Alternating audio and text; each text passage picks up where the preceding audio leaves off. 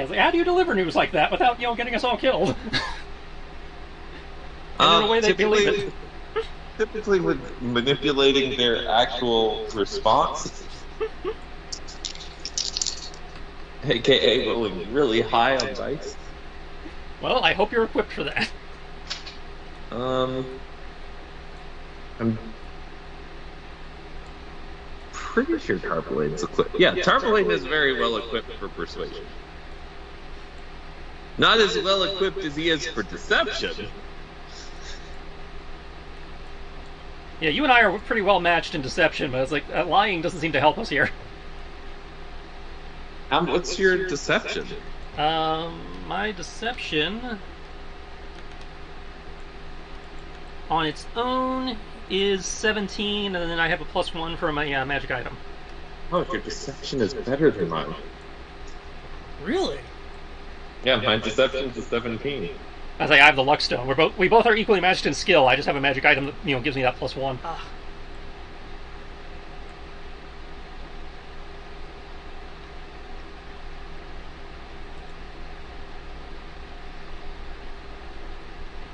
If I got another point to my charisma, I'd be tied with you.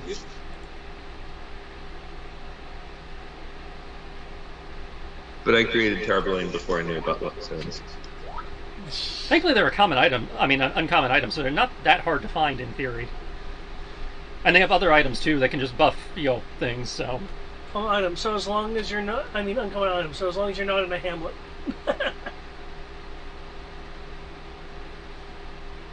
Yeah. Okay. On the flip side, I can also roll it at advantage whenever I want.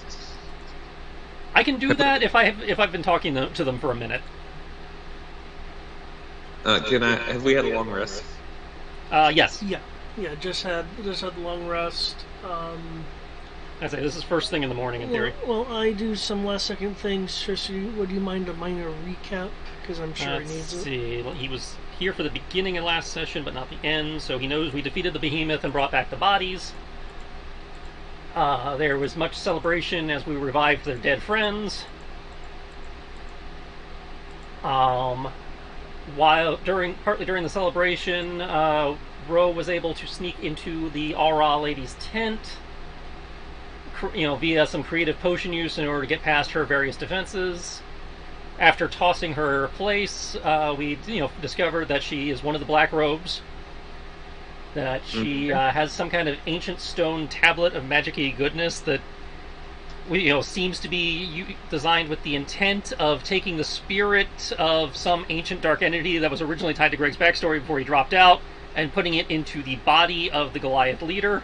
Well, the Greg's backstory thing is... I've nixed that entire aspect. Well, that was me being meta. Okay. With that aspect. We also found her journal, which Kami is in theory speed read memorizing, so we'll have access to that later. That may or may not outline all the evil plans. And now we're trying to figure out how to relay this information to the Goliaths in a way that will help us stop the Aura lady possibly with the help of the Goliaths, but at minimum not get them to help her beat us up for lying to them. Because we need them to. Huh? What's your persuasion at? I don't have. I am just at base persuasion. I do not have proficiency in that. Oh, okay. Yeah, my persuasion is only 5, and then +1 from the stone, so effectively 6. Okay, mine is an 11, so. Yeah. As I only have as high a deception as I do, is because I have the same feat you do, Silver Tongue, which allows me to feint in combat. Okay. Because it's like Ro can lie, but he's not much of a liar. It's more he's very good at misdirecting people with his physical actions, hence the high deception.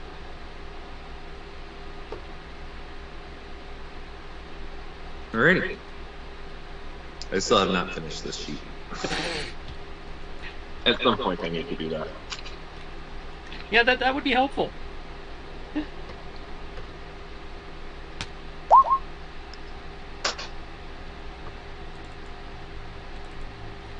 Karketh the Zethar.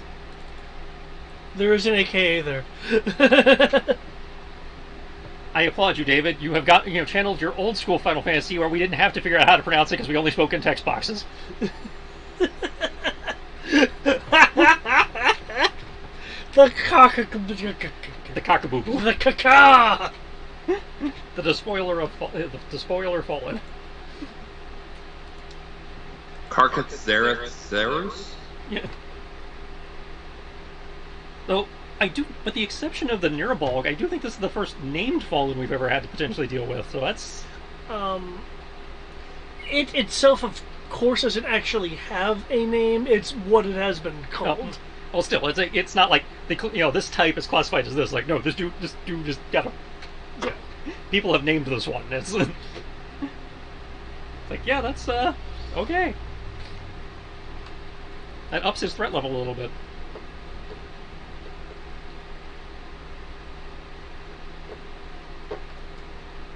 Beware of cockapoo-poo. Where An 18-year-old activist accused Ezra Miller of grooming daughter with cult-like behavior. Given some of the shit he's been accused of, that actually does not surprise me. He's getting to like Jared Leto levels.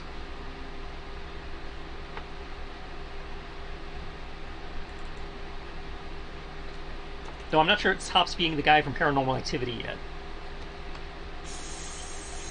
Like one of them was like he broke into somebody's house and was just standing there staring at them from the foot of their bed or something. It's like, what the fuck? Apparently he convinced this girl to drop out of school, and then they traveled to Miller's home in Vermont, finding that their daughter didn't have their driver's license, bank card, or keys, which prevented her from leaving on her own accord.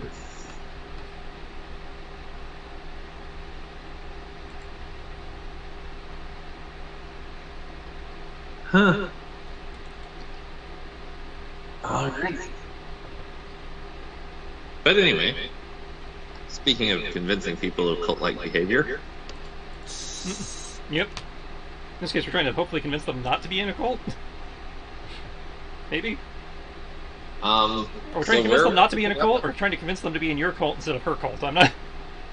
Okay, so. See, that should be a nice box. Alrighty. There we go. Got my dice box. Let's do this. Point me at who I need to convince.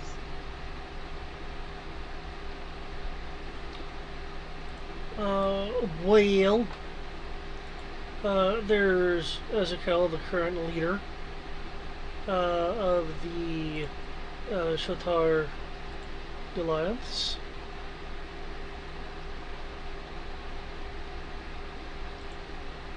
I might, he's the current leader. I might recommend starting with the leader of the Hunters. We've developed a good relationship with by helping her out on several occasions.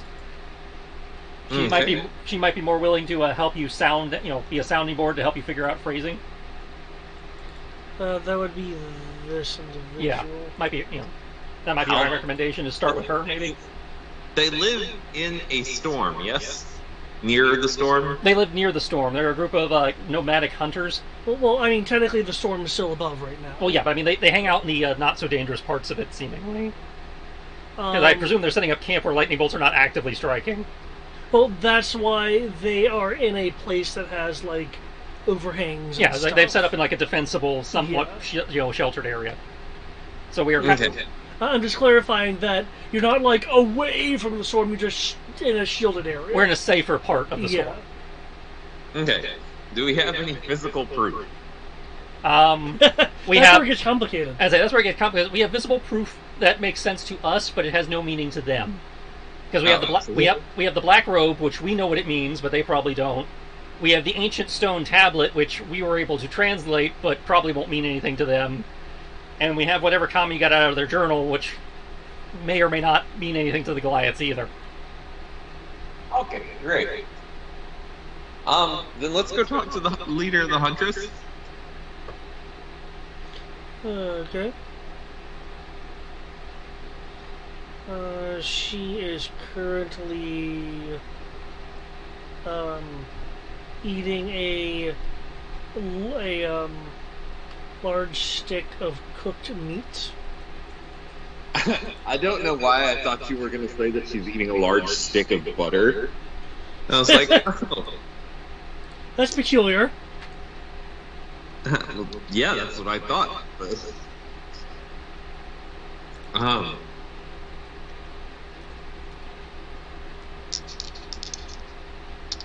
none of them know that we've been snooping, yeah? Not to your knowledge. Okay. Excuse me. Don't want to step on you, dog. Oof. Greetings, my fair lady. Huh. Oh, you can talk. That's one of my many talents. Hmm. Sorry. Recently I had taken an oath of silence in memory of God. Ah. The Oath of Mark. I certainly understand promises. You and your friends aren't looking to face off against something else just to impress us again, are you? No, unfortunately, my friends and I have made a rather disturbing revelation of the colleague of yours known as insert name here. Ah. Since you guys were able to get the name.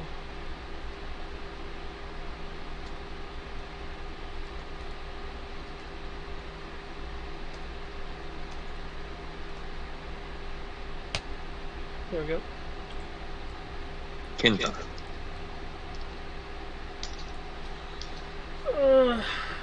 I was about to offer you some of my meat, but now I don't know if I want to.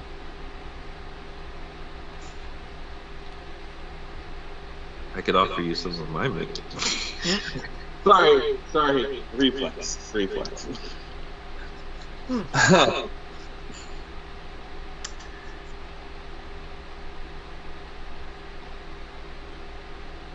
How long ago was it when we were when I was getting bled out? That's probably been about a week at this point. Okay. Yeah. Because you had to wait for the boat to get there, and then you had to travel. So yeah. Okay. And how much have we told these people about our current quest? Just that we're trying to get to the academy. Okay. Not necessarily trying to keep the rest of it secret, just, it really hasn't come up yet. Just hasn't come up in conversation. Why is she moving? She's moving on the map. It's the morning. I said her name and she's moving on the map. She sensed your... So I don't get, someone doesn't step in and, slaughter me? Can Ro be keeping watch? What? Yeah, but between the group of us, we can keep watch. Would this person slaughter you? Yes. She's literally in the process of drawing her weapon to slaughter him. Okay. And via our earrings of message, I can even clue you in that she's heading your way. If So,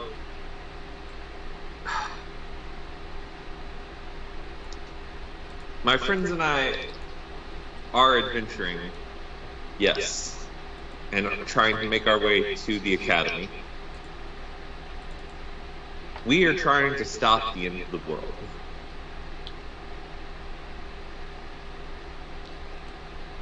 Huh. Well, that sounds like a tall order. Hope you have a plan for that. We do, which involves us getting to the academy. However, about a week ago, we discovered that there are a group of people who want to bring about the end of the world.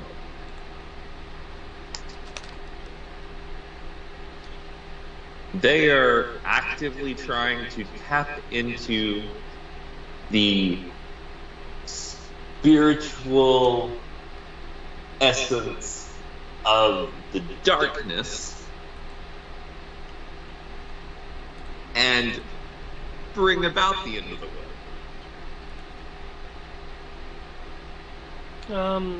Do you have a name for these people? I just called them the assholes. Well, everyone has one of those. I've only met one of them, and now 2 of them. What was that? She said? That everyone has one of those. Yes. The asshole. How familiar are you with the gods and goddesses? So glad you Of- asked. of Let me old. bring it up so I can pronounce it correctly.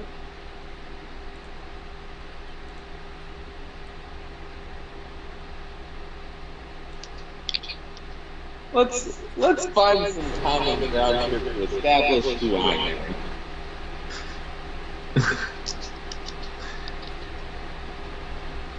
Turns out they're purely New Testament. Oh. God damn it. God damn Jesus. Taking all of Gabriel's thunder.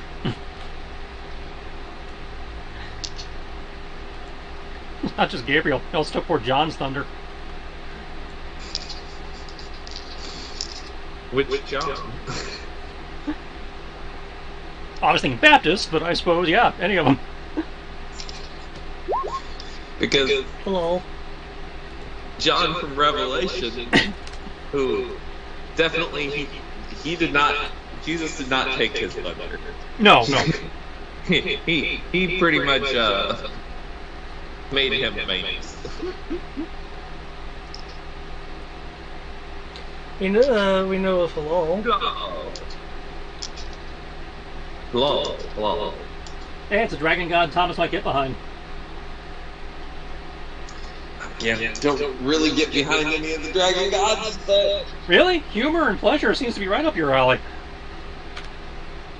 I can appreciate her domains. Her? Yeah, it's a her. Yeah. I can appreciate her domains. That sounds like that sounds like a very flirtatious line there. Domains, quotation marks. Yes.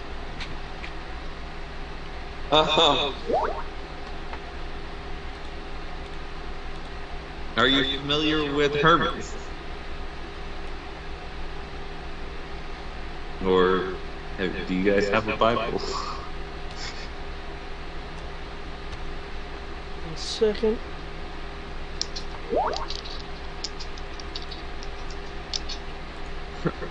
Roll religion at disadvantage because Hermes hasn't been around for a while. Oh wow. Okay.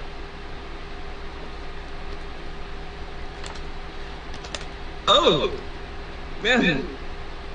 Yes. Yes, I have. With that score, she might actually know the story of Tarmalay. Kinda speedy, as I recall. Talked a lot. The god of messengers. Yeah. Are you familiar with the story of his first angel, the one who was cast out of heaven?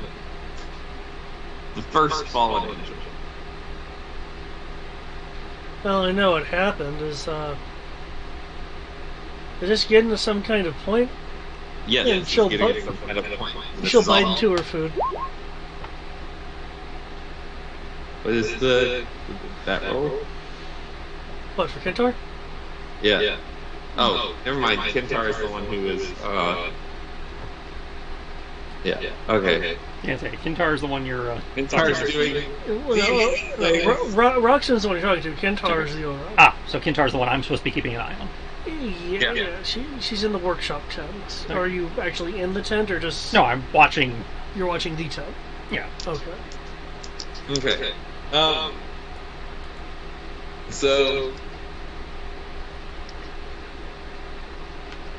I am Tarver, the first fallen angel.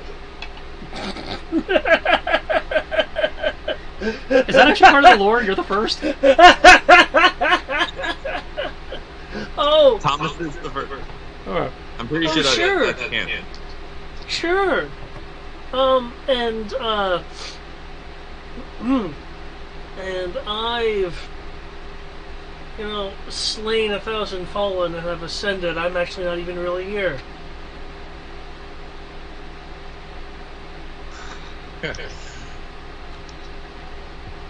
She just straight doesn't believe me. It's too far fetched for me to get a get a actual persuasion. If you want to roll persuasion, go right ahead. Oh, I mean, yeah. for most people, that is pretty far-fetched. Even the party's only just now starting to believe you, I think.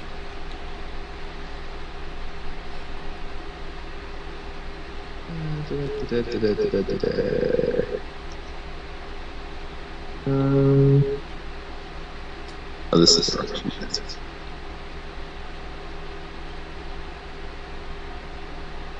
It's like, yeah, he's probably Tarblaine, like he says. I don't know if all the stories are accurate, but...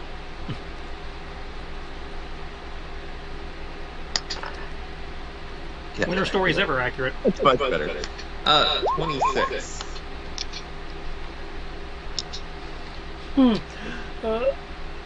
I didn't even need the...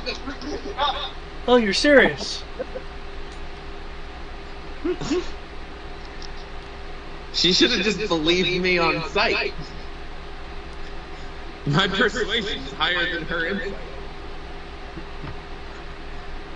My modifier is higher than her insight. Oh, her insight isn't her bag, so. So, anyway. Oh, she takes on a little bit more of a.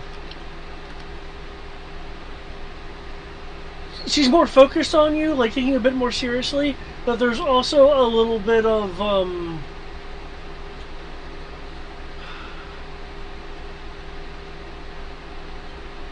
Yes, inherent,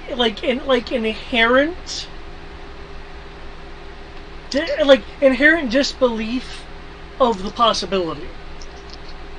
But she is taking you seriously. I have been on this plane for 2,462 years and 78 days.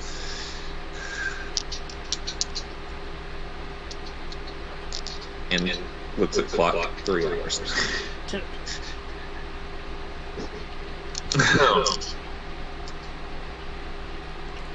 Obviously, the gods aren't around right now.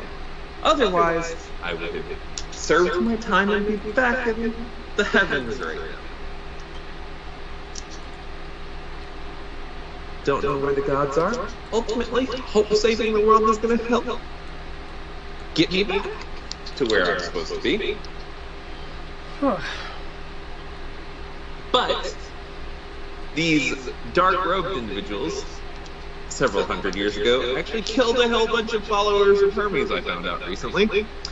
And then, even more recently than that, last week, one of them was trying to drain my blood. Which... Does Thomas have anything pointy that he can cut himself with? Do you have a knife? I imagine, assuming you have a mess kit or anything, you probably have like a basic utility knife. Yeah, okay, I've got...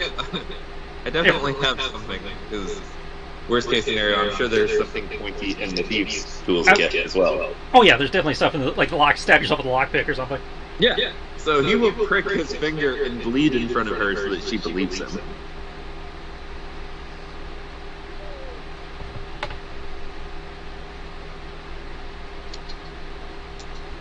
I'll even mark off 1 point of damage if you would like, David.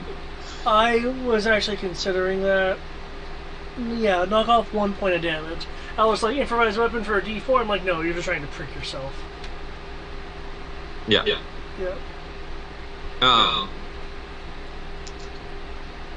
Quick, we have to take a short rest now to recover that 1 point. So, anyway, as you can see, I am telling the truth. I am Tarpon. Silver blood. Then wait.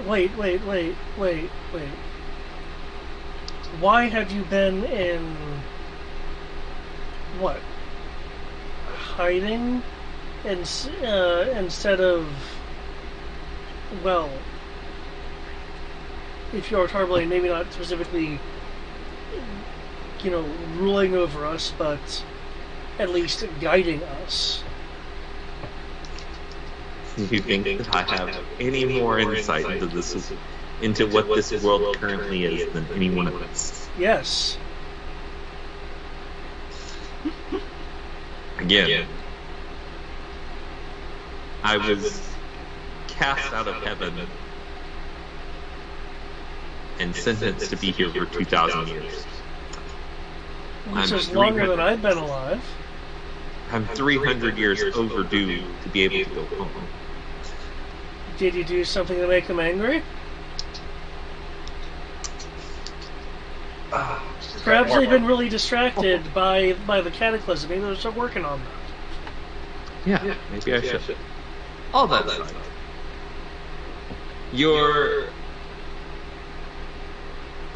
dreamboat lady, Kintar, is evil and is most likely trying to possess your leader with a dark spirit, as is stated by the information, by her having this tablet and the information from her. And I need to convince the leader of this. Kintar has been collecting various artifacts in order to pull the fractured soul of our ancient leader back from the mist and return him to us. Are you saying that these artifacts will not do that? He's not going to bring the fractured soul of your ancient leader. She's planning on bringing a dark spirit from the darkness into your current leader.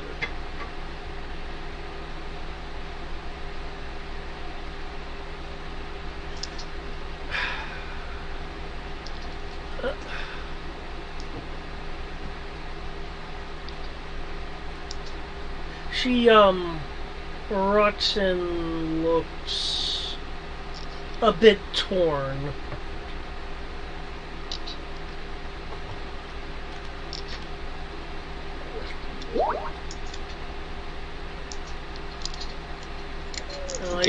I don't know about this black robe thing aside from what you've told me, but I have not revealed myself to many mortals because I don't want to be worshipped as a god. However, in this specific case, delivering a message, I felt that it needed to give you some credence as to who is delivering this message. Sort of, to deliver false testimony would be irreverent to my God.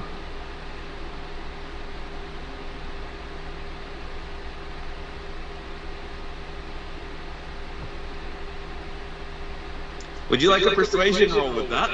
Well, I'm not sure what you want me to do about it. I am not the leader.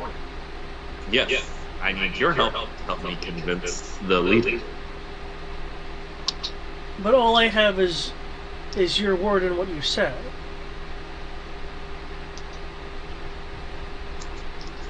Again, we can hand you,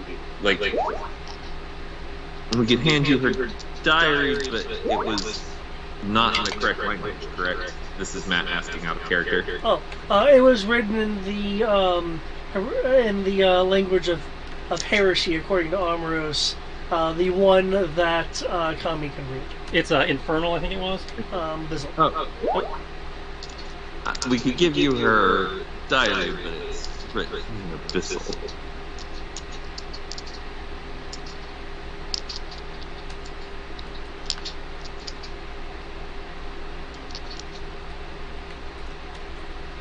Hmm.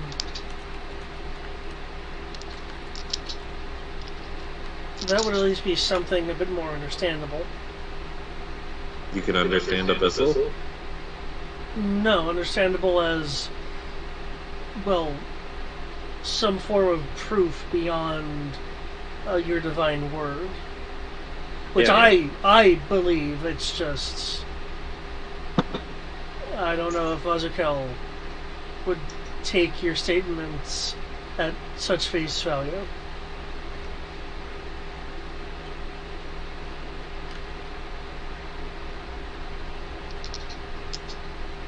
Well, again, I'm coming to you so that you will come with me to him.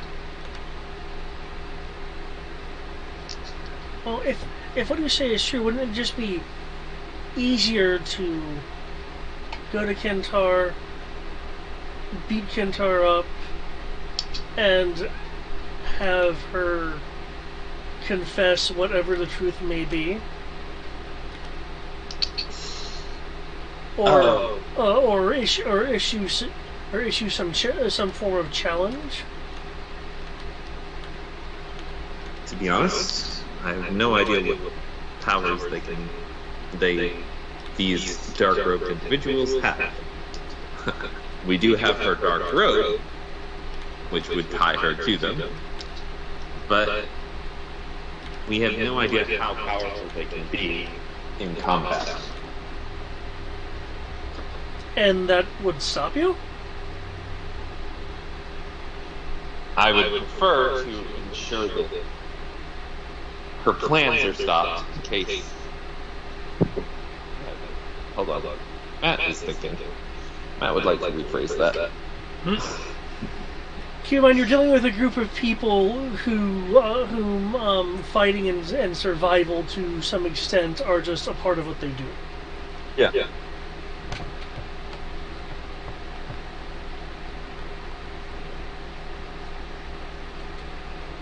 Honestly, he doesn't like fighting in general.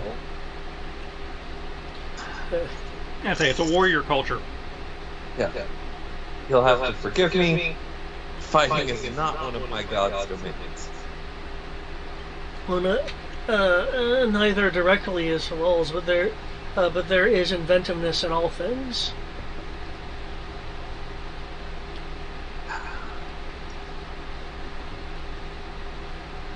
Lol did have a very good...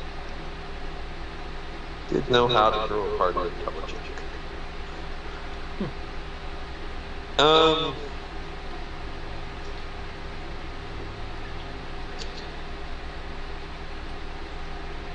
We could go punch her. Also, if we started punching her, wouldn't all of you jump to her aid? That's a good point. Wars can be fought in multiple ways. Not the least among them is with words.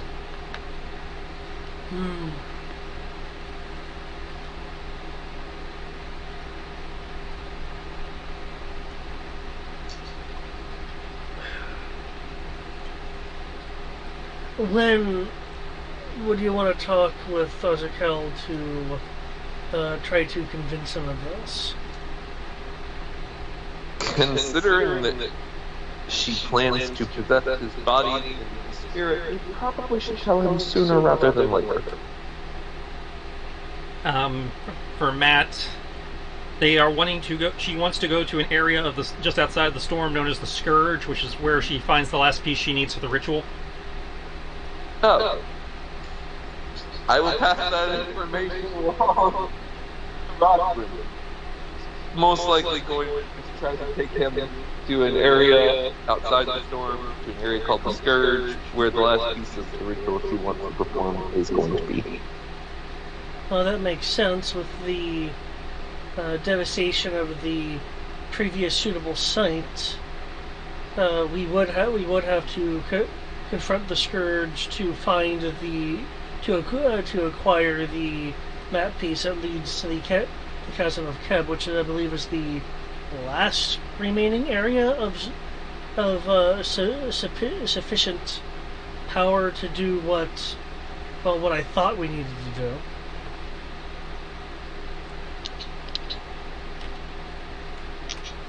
Yeah.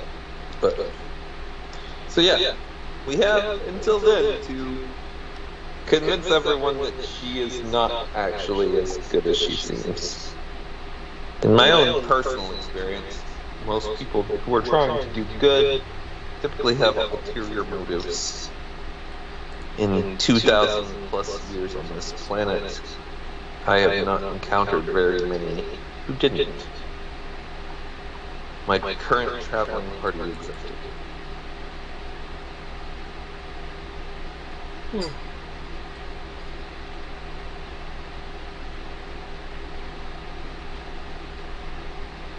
Especially the one with the cat ears. That one is wholesome and adoring and must be protected at all costs. Which one has the cat ears? Probably referring to this individual. Ah! That would make sense.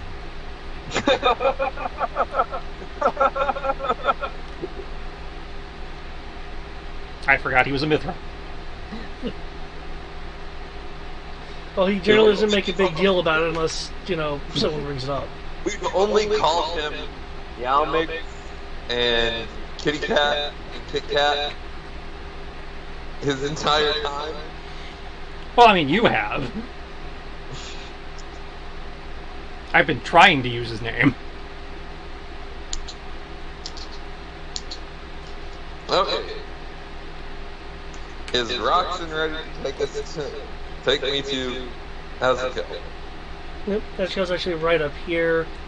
He's not that far away. Unlike Roxanne, who's eating a big stick of meat, it looks like he has some sort of broth with chunks of meat and vegetation in it. He just has a bowl in one hand and a like this large spoon in the other. Okay.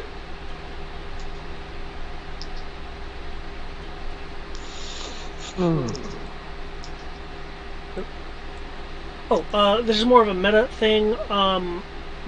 Matt, since I know you've missed the opportunity 2 times now, feel free to shift double click on the shop scrolls if you would like to spend some gil on items.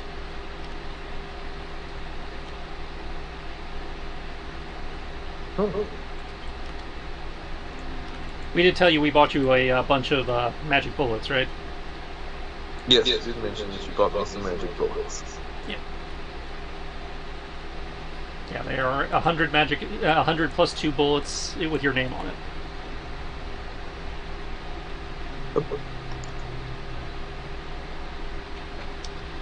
But okay, Roxanne will go over to Asakel, tap him on the shoulder with the stick part of the meat on a stick. Okay, really, it's bone, but and I'll turn looking.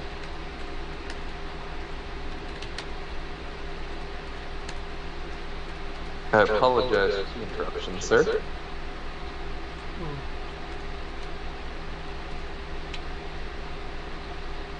Well,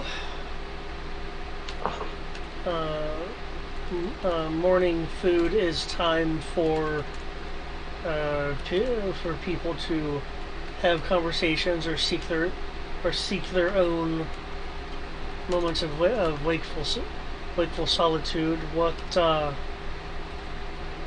What is it that you two need? And I am not in the current frame of mind to bear that cleric's strength. Again, I prefer to do that in the afternoons. Wait, what does he want to bear the cleric's strength for? He's making reference to when the group was like, yeah, you had some people back at the ritual site that were dead. We want to get the bodies and resuscitate them. And the leader was all like, it's far too dangerous, especially if you want to take one of my people with you. You're going to have to prove that you have the divine might to counter the power of the Banestorm, which affects how death works, according to these guys. So he insisted that Amoros strike him with his most powerful abilities, which the leader did survive, though he was hurting from it. Okay.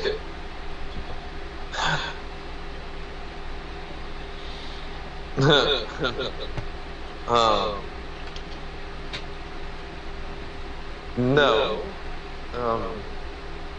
Roxanne had something she wanted to tell you.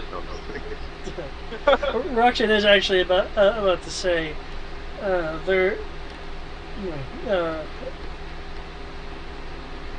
is some news that we wish you to hear, preferably out of earshot of our kinsman.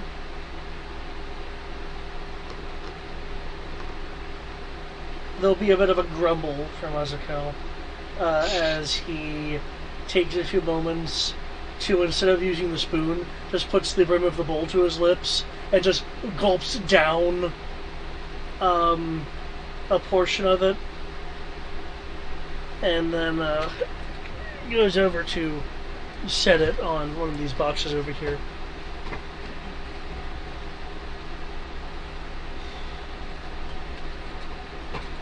The sleeping tent should be empty by now. Join me there.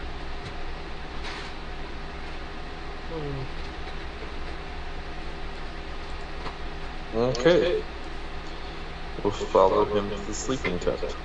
Okay.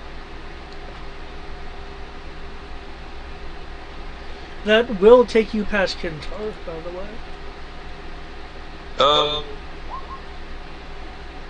I'd like to keep my eyes on her.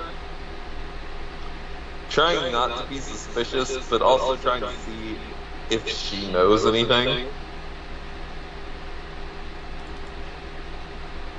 Okay. Like, as you pass her. Sorry, okay, what? Go ahead. As you pass her, what she has in her what she has is apparently she's made herself like a little bit of a sandwich with like meats and some of her own foodstuffs that she's brought with her. But as you pass, she will. I need to take the sleeping marker off, but she's not asleep anymore. She'll turn her head to look at you. Is she the one I slept with? What? No, that was Tara. Tara is back on the ship. Oh, I thought that they said that I had to sleep with someone. No, we said you could sleep with someone. Okay, Kintar was that individual then that was a part of the, Operation Thomas. You missed a chance, man. Did I sleep with her? You were in Mark mode. No, you were in Mark mode. You missed a chance. That's okay. Well, I mean, he didn't miss his chance. He could always, find a way to do it between now and the boss battle, but, yeah. No. Knowing that she's the Dark Robe, Thomas is not going to get, like... Yeah, no. Had I known that from Jump Street, I probably would have told you. The second that Thomas finds out, he is, like, literally going to be ultra suspicious of her at all times. And it would not matter if she was... like a 100 out of 10. He would not mess with her. We found out she was a dark robe right before this you started having this conversation with the Goliath lady, so... Okay. And to answer your question whether she's a 10 or not, because you asked before, I'll let you know again, Charisma 20. So she is inherently a 10. Yeah. She's hot. But yeah, the opportunity to sleep with her would have been while I was sneaking around in her tent. But unfortunately, on the hot and crazy scale... It's also she's not in the bettable range. But yeah, as you are going by, she'll ask, "Excuse me, friend, is something wrong with Azukel? He seemed rather serious." Not getting engaged. Not getting engaged. Not engaged, we'll just be more suspicious. Just pass her. You'll just pass her. Yep. Thomas hasn't said anything to her the entire time he's been here, so. Thomas hasn't said anything to anybody the entire time he's been here. Until just now. So it's not out of character. Just walk past quietly. Don't be suspicious. Don't be suspicious. I just want her to. I want the GM to remember if she is about to do anything sus. There is a Rosara with eyes on her within 20 feet, and Rosara literally sees all. Oh, she's an invisible thing. Yeah. So all. Yeah, if I recall, she actually has true sight, so she sees literally everything. It's not true sight. She can just see invisible. Yeah. Ow. If she could actually have true sight, she would be too powerful to be a familiar. Really? How is true sight too powerful to be familiar? Because true sight is something you put on a higher CR creature. True sight will pierce shapeshifting, will pierce illusions. I think it'll also pierce secret doors. I'm 100% on that. Usually, it sees into the ethereal plane. As usually they reserve true sight for like CR 15 plus. Really, even on something like a rabbit that can't do anything else. Well, that's the thing. If it has true sight, then it is not just a rabbit. That true sight is usually reserved for like elder dragons and demons. Normal creatures don't get true sight. I think even the spell is like 8th or 9th level. No, I don't think it's quite that high, but it is pretty high. I'm thinking 6 or 7. It's like it's up there. And considering familiars cannot exceed CR 1.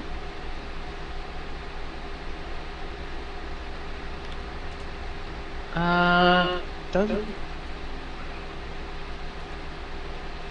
I guess it's Spell, true seeing, 6th level. It's called true seeing, 6th Yeah, level. it's 6th level. Yeah. So again, up there. Mexican footbridge collapses during inaugural walk by mayor. Damn. Irony. So yeah, you'd have to be 11th level just to get to get it. After Charbelaine goes into the tent, Centaur will move over here to where the barrels are next to the bath / wash clothes washing room, and will be washing her hands. Careful, she might be trying to eavesdrop. She's currently hanging out next to the water barrel by the bath tent, so she's adjacent to you guys. Okay. And by adjacent, I mean within 20 feet.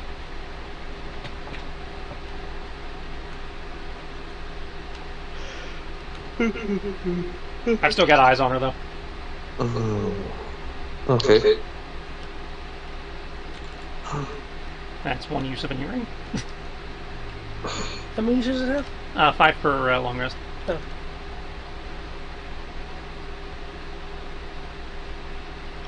Ready. So I can send 5 back. Yeah. Okay. And when I send you a message, you can respond to that message without blowing a charge. Oh, that's nice. Okay. Well, that's how message works. You can send something, and then they can send a response. Okay, I didn't realize it was. No, I'm thinking of telepathy. I'm thinking Yeah. of telepathy where it doesn't work like that. Okay. Yeah. So between the two of us, we have 10 messages. Counting responses. I will whisper. Yeah, you have to whisper. Unfortunately, you can't silently use these things. Oh, well, no, that was Charbelaine responding to you. Okay. Noted, I will whisper. Roxanne will look at you quizzically and I was going to say, whispering of what? I apologize. My counterpart pointed out that the person in question is washing their hands not far. I really need to pick up telepathic bond so we can do this quietly, That is a really nice spell. and I can do it as a ritual. Okay. Um, Well, so we'll explain what's going on before before I need to challenge you for the information.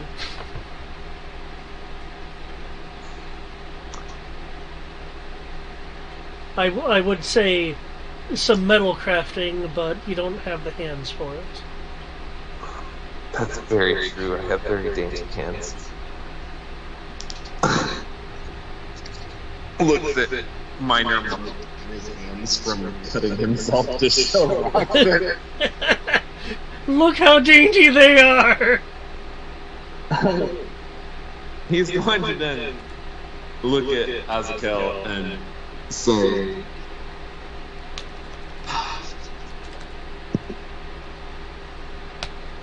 trying to keep this conversation as brief as possible. My friends and I have reason to believe Kintar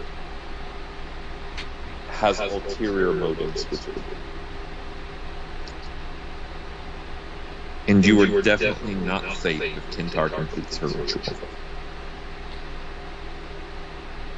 You may not have heard, but Kentar is going to be reviving Goron, one of our ancient leaders, of which I will abdicate my position to, given their previous great accomplishments. Kintar has told you that is what Kintar is going to do, but Kintar is actually going to be reviving a being named Karkatheris, which is a dark fallen being, and plans to have it inhabit your body. You will have no choice in the matter. Then, why collect artifacts of Goron to attract his disparate soul from the mists? Unless, of course, it's a part of some larger deception. Was it they were trying to put it? No, they weren't trying to put it in his body. They're trying to bring back Goron's body and put the other thing in it. They were putting it in Azakel.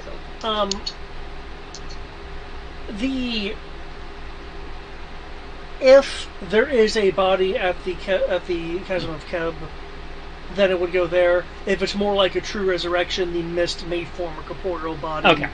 A corporeal body itself. Again, it was unclear because this form of resurrection ritual is. We are unclear on that part. That's what all I needed. Okay. Yeah. Okay, so we're not sure what body she's going to put it in. We just know she's trying to bring back, the despoiler. Yeah.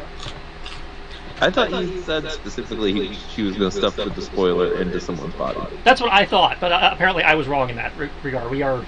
That was one of our theories, not an actual fact. Yeah. Okay. Now, if the ritual does not constitute a body, it's possible to do what you're saying, in theory. We're not sure where she's getting the body from, apparently. You just know the site she needs to be at. Yeah, that's on me, because I'm the one who told you that in my recap. Okay.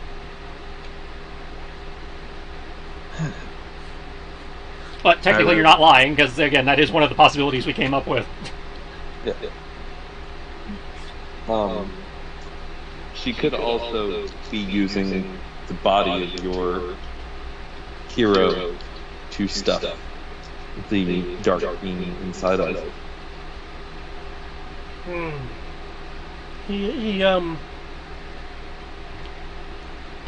His eyes will narrow.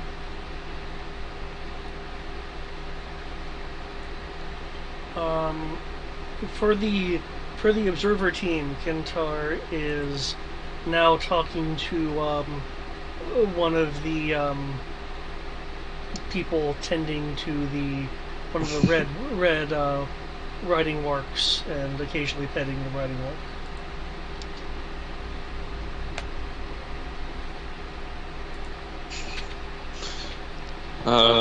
Cone of silence. Sadly, Cone of Silence wouldn't help us here, because silence would blank you guys' ability to talk to.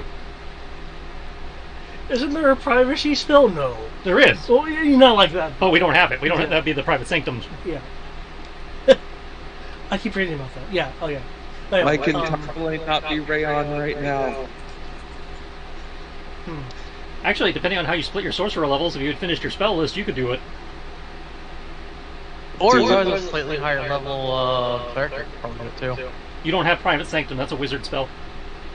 Oh, I know. I'm thinking of the other spell that Brian likes to use.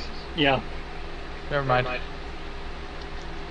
But Ezekiel, his features will become a bit more figuratively stone-like.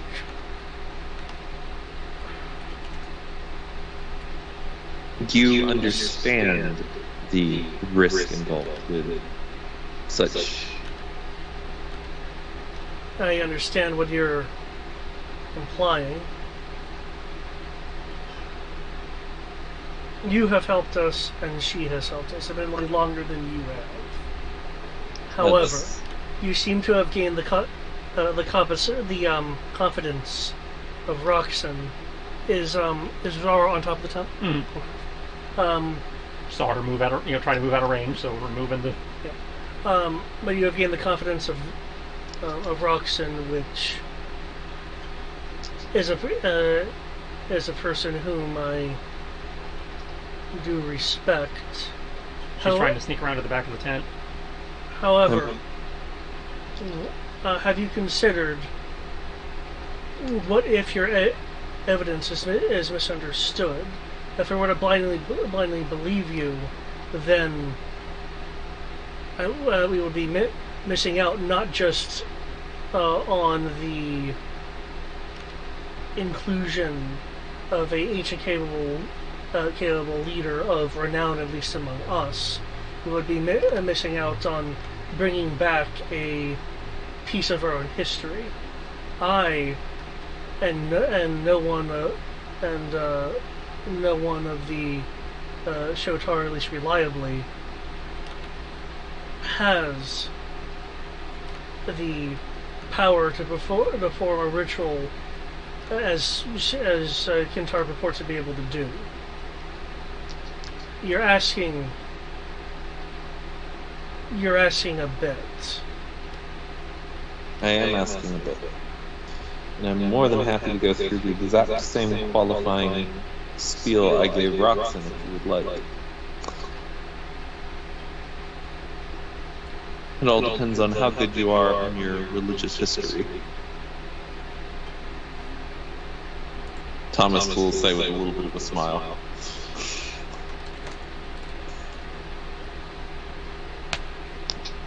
What? Okay.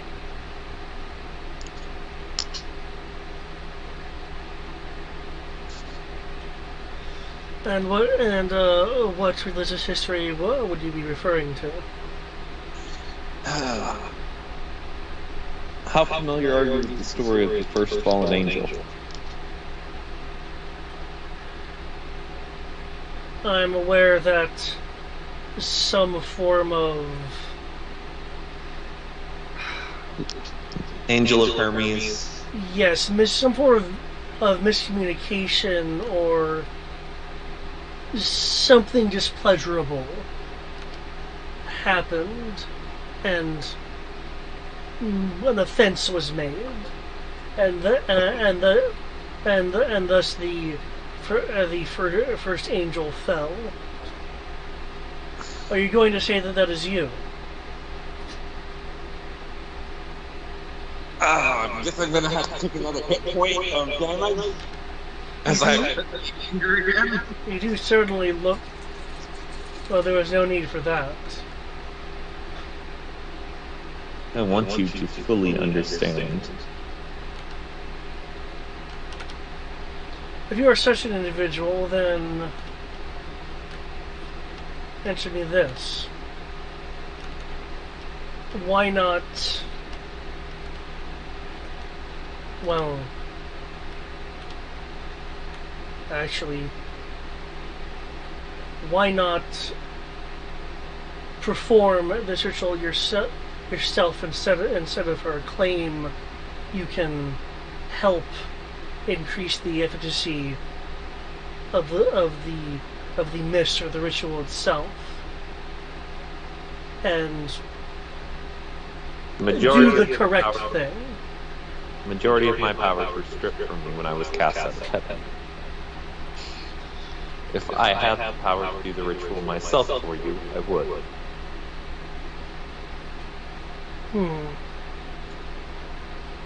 So then,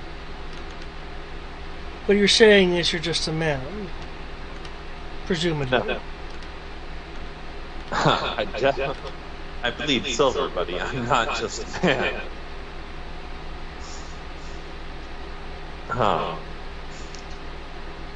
Just in case she tries to drop fireball or something. I hear everything.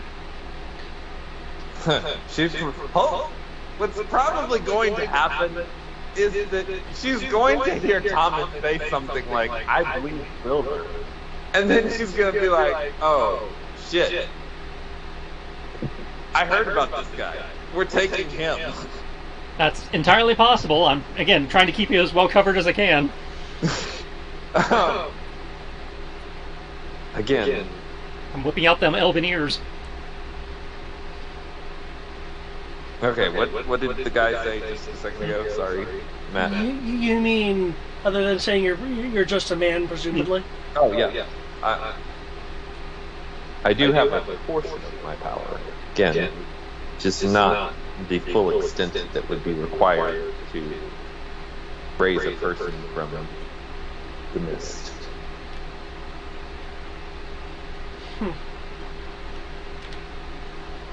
Well, that is disappointing. Would it be an Arcana check to see if that's even possible? Arcana or religion, probably, because that falls under divine magic. Oh, I have religion. Can I make a religion check to see if that's even possible?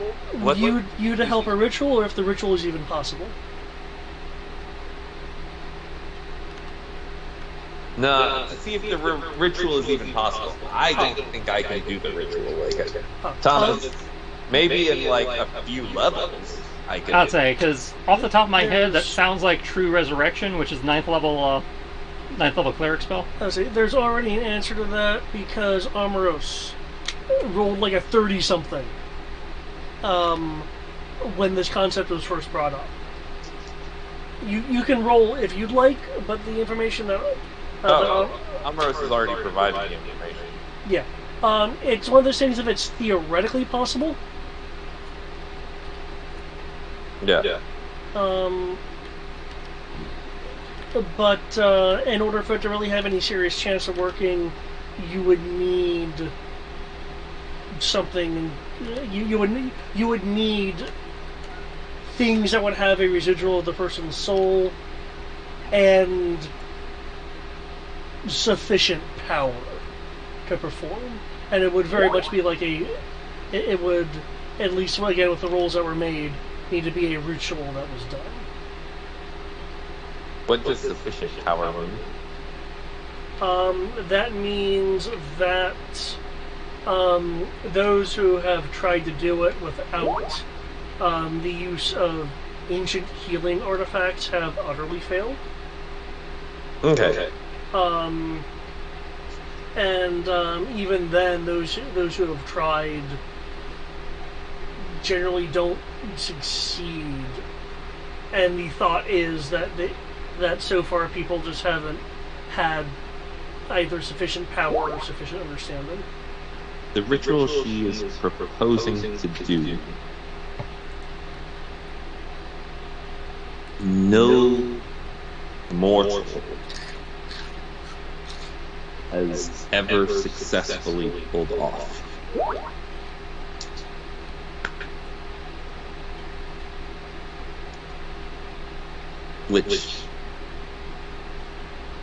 And if that's a lie, I'm more than happy to roll deception on it.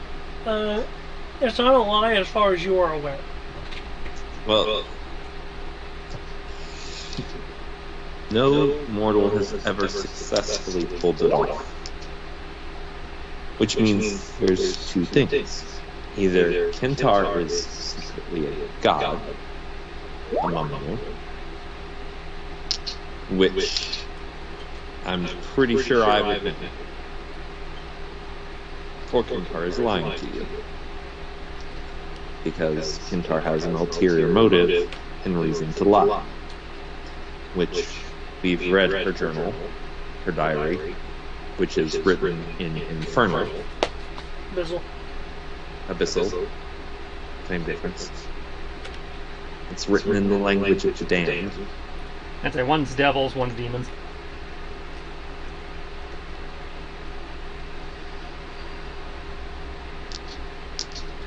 I do have one question for you then. Ask away.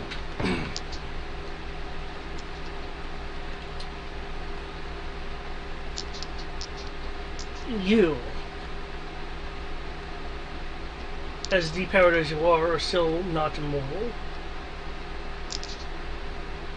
At least not immortal in the same way that I am. Or anyone else. No.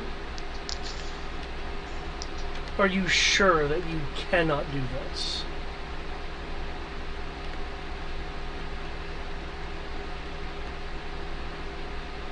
Am I sure? No, I am not sure. Well, I am sure that I do not possess the knowledge enough of the ritual.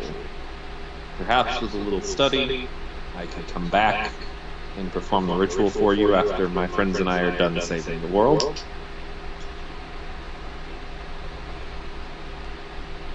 I can certainly try.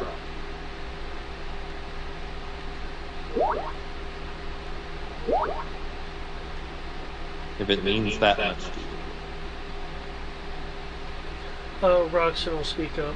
Well, I think it's clear that it does.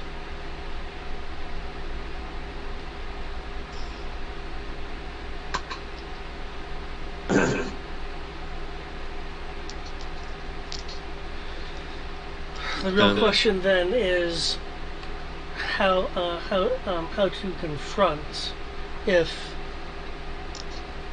Azakel, if you take this information as truth.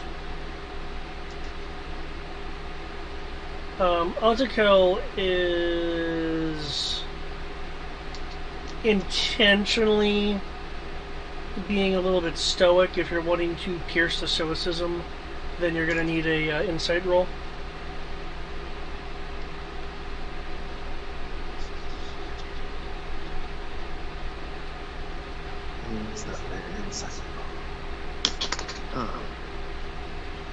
That's a 19. Okay. He's distraught. This is a rather difficult decision for him.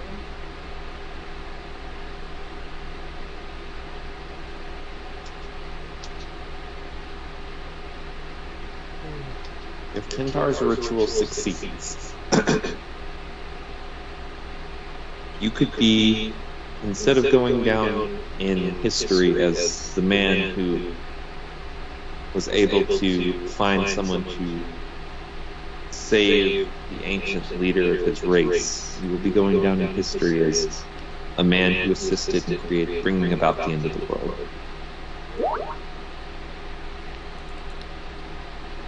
As well as possibly the end of your entire clan.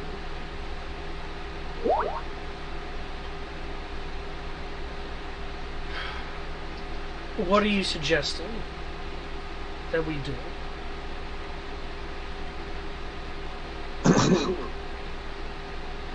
Thomas, sort of thinking back in his head, talking out loud, using message. What are we suggesting that you should do? Dot, dot, dot.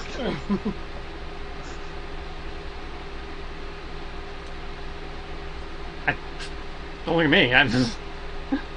Rose, have any thoughts? Rose isn't in the call anymore. Oh, okay. I heard him earlier. He was, and they got a call. Okay. So he had to go back to work. I mean, we're trying to stop the cultist chick, but as far as what this guy should do is like either, I don't know, stay out of her way, help us stop her. You would better read the situation of what you think you can convince him to do.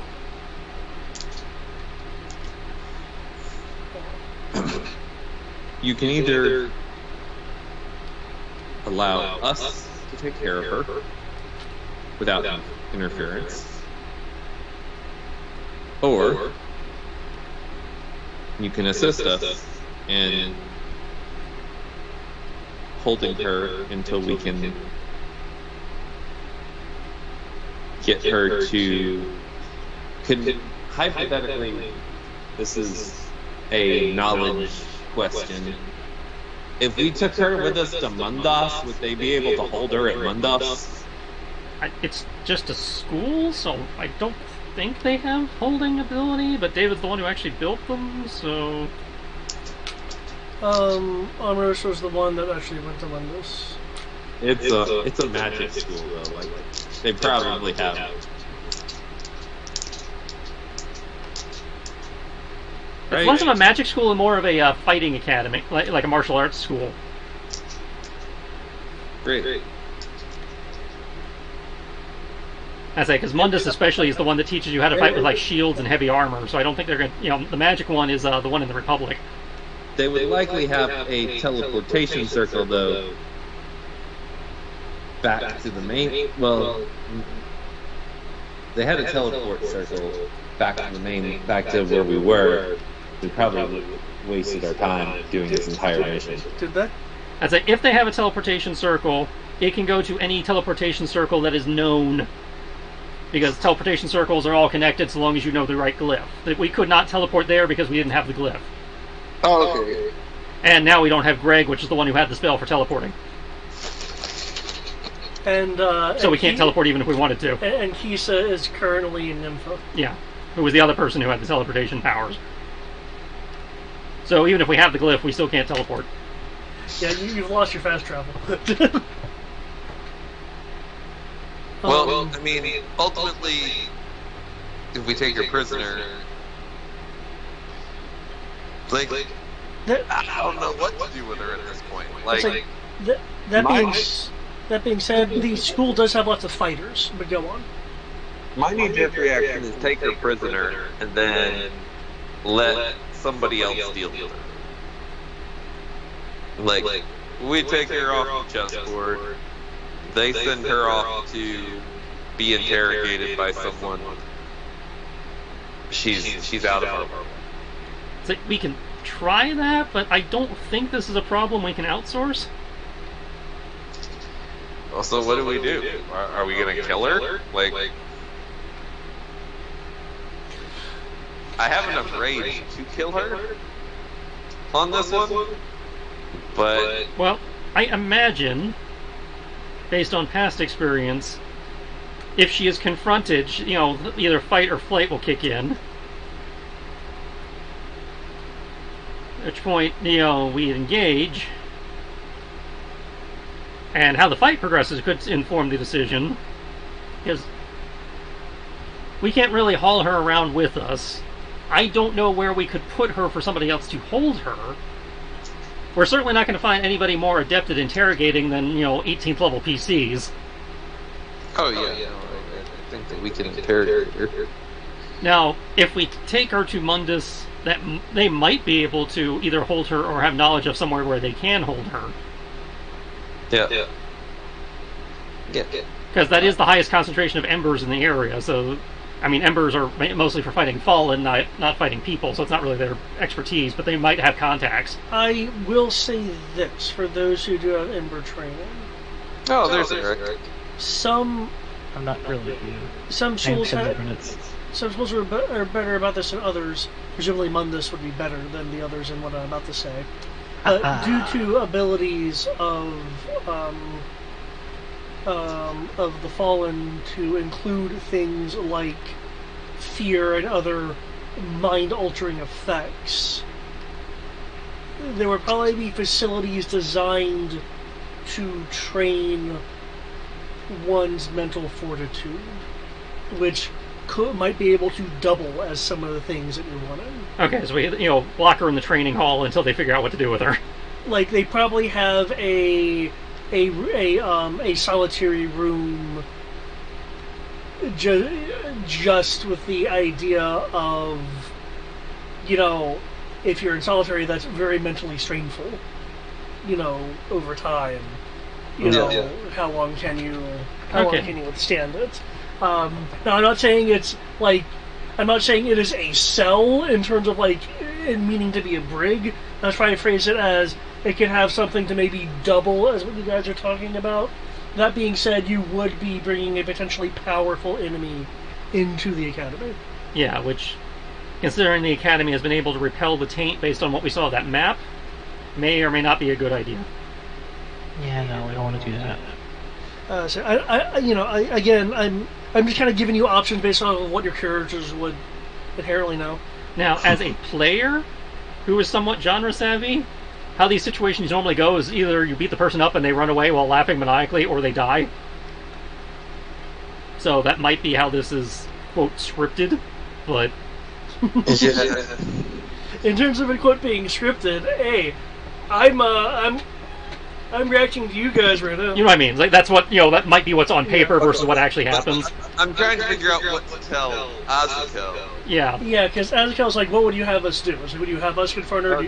Would you do it? What do you want? We definitely don't want the Goliaths to confront her, because if she's what we think she is, she'll probably be able to blow them away.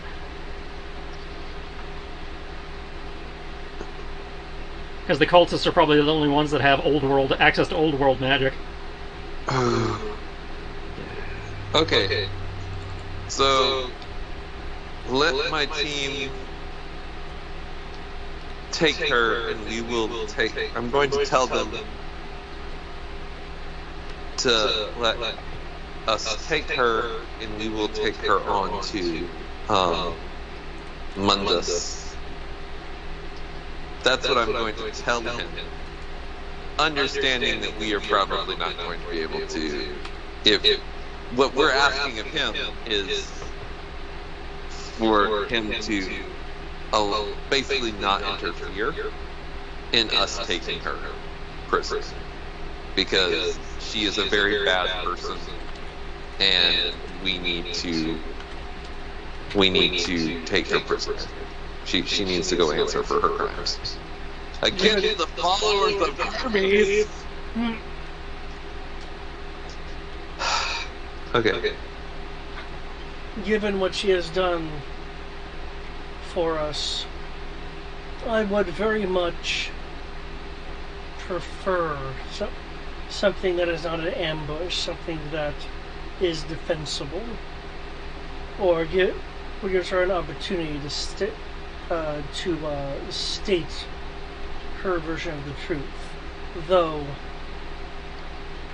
with the risks in play, I will not unduly interfere in your actions.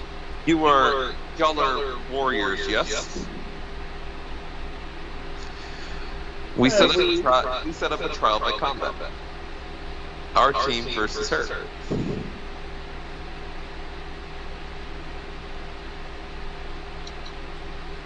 If she's a sorceress as powerful as to be able to perform the ritual that she claims to be going to perform for you, then she should have no problem. What are the stakes of the combat? Well, again, whoever yields. If we win, we take her. If we lose, she's free to continue. The gods will have decided to favor her. And what are the conditions of defeat? Especially given the disproportionate quantities. That's fair.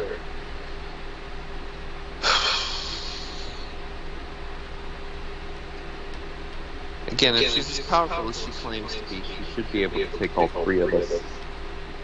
Rather than my entire team, we will just limit ourselves to three. It's still an unbalanced fight. You're the one who believes that she was going to raise the spirit of your people from the dead. Surely she has very strong, powerful magic. if What? she's going to be able to do that. One of divinity cannot cannot create great plumes of fire and detonate the air. At least of true fire. Or lance lightning across armies. They can very pointedly send projectiles from their fingers if they so wish. That never miss.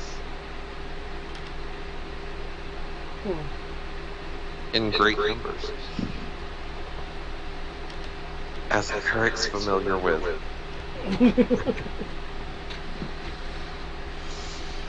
I don't know what you're talking about. I actually have been working on a ticket again. Because someone came in literally like 3 minutes before the end of my work shift. Sucks. Okay. I don't think he caught that reference. No, because I'm working. I heard my name though. Okay, anyway. Russian will speak up. May I make a recommendation for a fair, for perhaps a slightly fairer challenge given the numbers, as this is a challenge and not a war, a battle, or a challenge of grievance. I'm listening.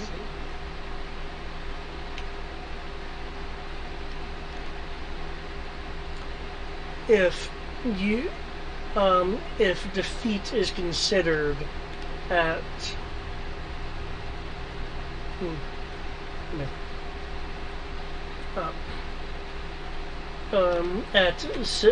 at severe injury, mechanical translation, 25% health. Okay, fair enough. And given that she is a sole combatant, the restriction not necessarily apply to her. You having the greater numbers would thus benefit her a form of handicap in that way. I believe we can agree to these terms.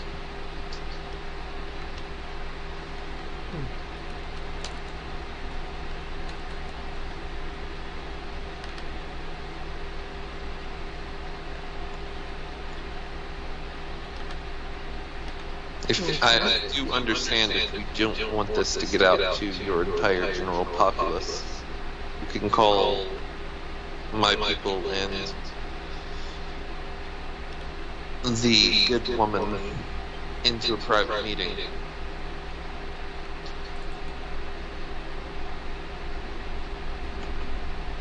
And we can go settle this down.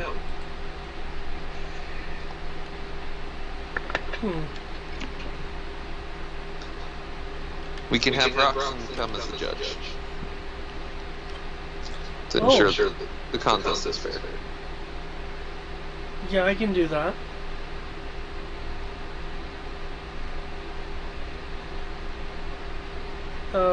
Ezekiel will reluctantly nod.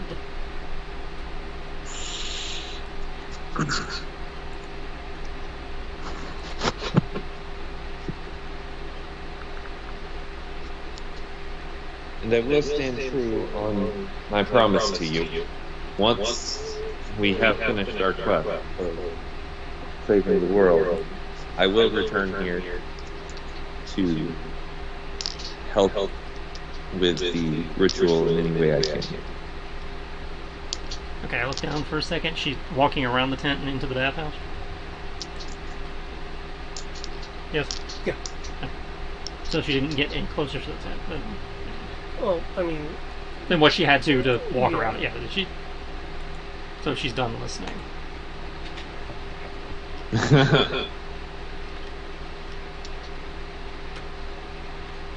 Did we at least get a long rest before all of this? Yeah, this is the next morning. Oh, thank God. But Thomas is starting with 2 hit points less. Yes. I don't want to know what you did to cause this. I'm not going to try to find out. All I know is that I am glad to have a long rest. To add creepy to Thomas telling them that he was an angel, pricked his finger. Twice. Oh, Lord. Not that big a deal. I know it's no longer that big of a deal, but... Well, I got extra mana if you want to hang on to yours. I can fix that. Do you guys also have potions? We do, but potions are harder to come by than my ridiculous amount of mana. Thomas could also heal himself. You could I'm not heal concerned yourself. about 2 hit points. I'm more concerned about what I just heard that I'm not involved in, that I'm now being involved in. I only mentioned I could do it because I'm 50 points over max mana right now. Ezekiel will state, Whereas you guys need your mana more than I do. if the evil of Kintar is as high as you state, while it does entail its own form of risk, I would suggest crossing the border into Scourge territory where the Banestorm does not hang over everything. So have our duel inside the Scourge. Now, inside their territory, that way if someone does fall, their death isn't as affected. I agree.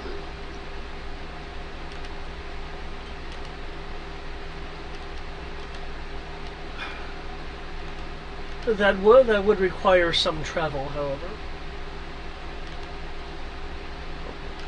One that I'm not sure if can be justified by your group and her alone.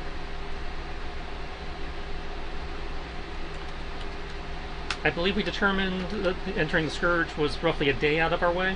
It wasn't anything too ridiculous. Yeah, but that also does require us to travel with her. There's also a chance that the second that we confront her with these allegations, she's going to go crazy and try to kill us. Given your location to get to the border, you're looking at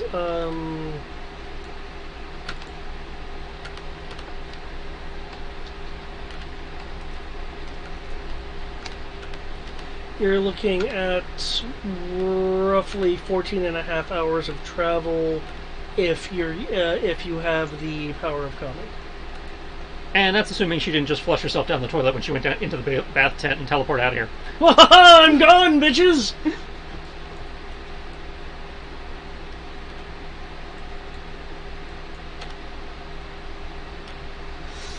Evil laugh, evil laugh, evil laugh.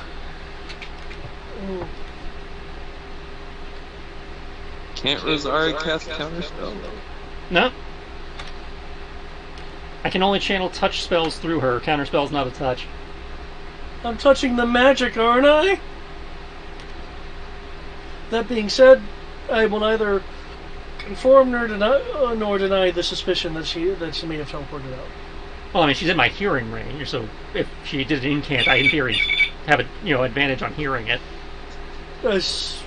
Assuming that she needs incants. Yes, assuming she needs incants, which most things do. It is possible that she could have slid out without me being aware.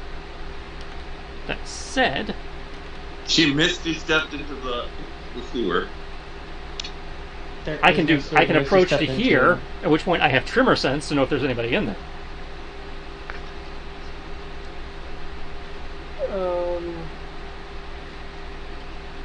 There's motion within a moderately sized cylindrical object. So somebody's in the bath. I can't tell you who.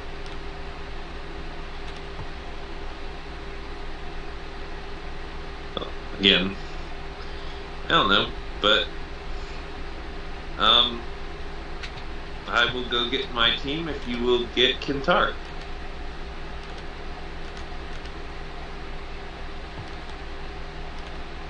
what I will tell Africa. You're wanting to arrange a meeting right now. And would you suggest we arrange a meeting?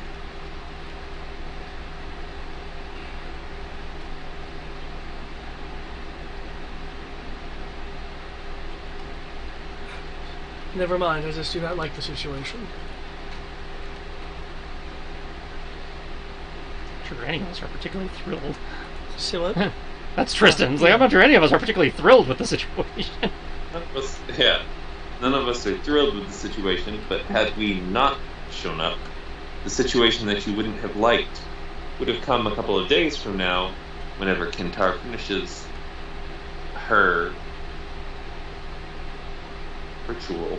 That I don't deny.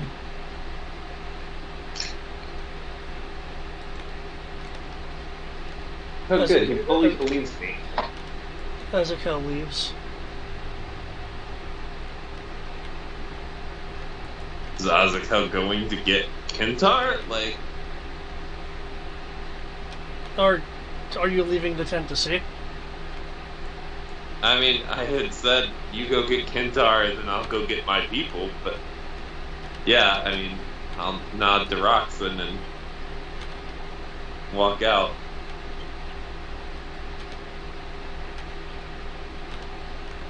Okay. The tent. And go gather Amaros, Sasha, well, everyone. Ezekiel, given how quickly this is going to be performed, we'll let you know that Kantar will be attending whatever gathering that Ezekiel wants set up as soon as she has concluded her washing. Okay. Maybe I should go bathe too. Oh. Is it a one-holer or a two-holer? I'm all for saving water. Oh, is that a legitimate question? Because I do have an answer for you.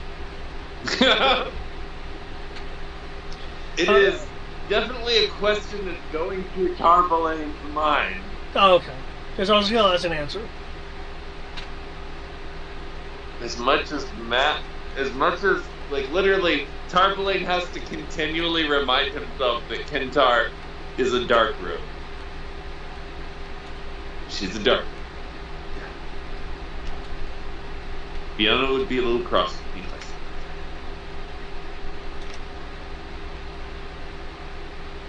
Her marriage is open. It's not that open. She's so evil. Let's see. It's open, but we have standards. The Song of the Forest thing, does that entitle you to a roll, or is it like you just know for sounds? You detect every sound that occurs within 60 feet. You can clearly picture the cause of each sound. Gives you tremor sense and advantage on perception checks that rely on sound. Okay. So it would require... Can you make me a perception check at advantage, then? Bro, what do your elven ears hear?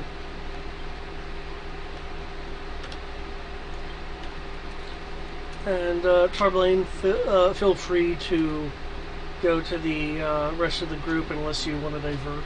I go. Go ahead, Tom. It's stuck.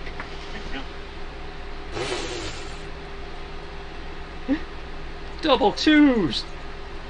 Oh. Oh.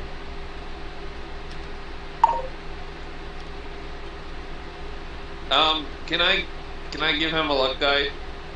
I know it's a little late. Well, the result hasn't been determined yet, so...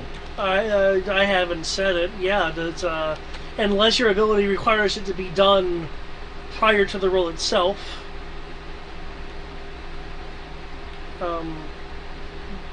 Okay. Pack of clubs. I can impose better luck on my companions. No, it says the creature can wait until after it rolls the d20 Oh, nice. before deciding. but before the GM says whether it succeeds or fails. Well, then feel free. Your luck die is a D what? D10.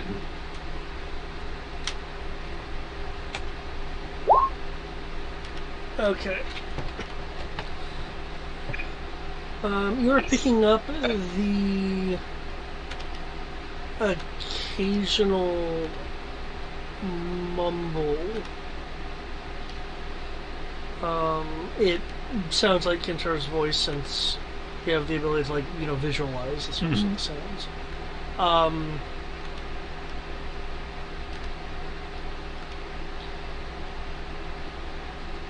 You catch. It sounds like she's mumbling about your group. Sending. Is it sending? What? Yeah, she's mumbling about us. He's assuming sending. Yeah. The tone is more like she's talking to herself, which again I guess would still be sending. But in terms of that, you didn't hear any kind of incantations.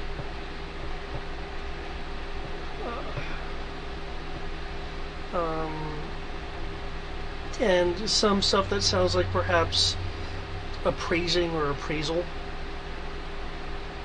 of you guys. Okay. Like, as in deciding what we're worth? No. As in how a martial artist would appraise someone. She's assessing our threat level. Assessing. Okay. I feel like that's the better word. Probably is.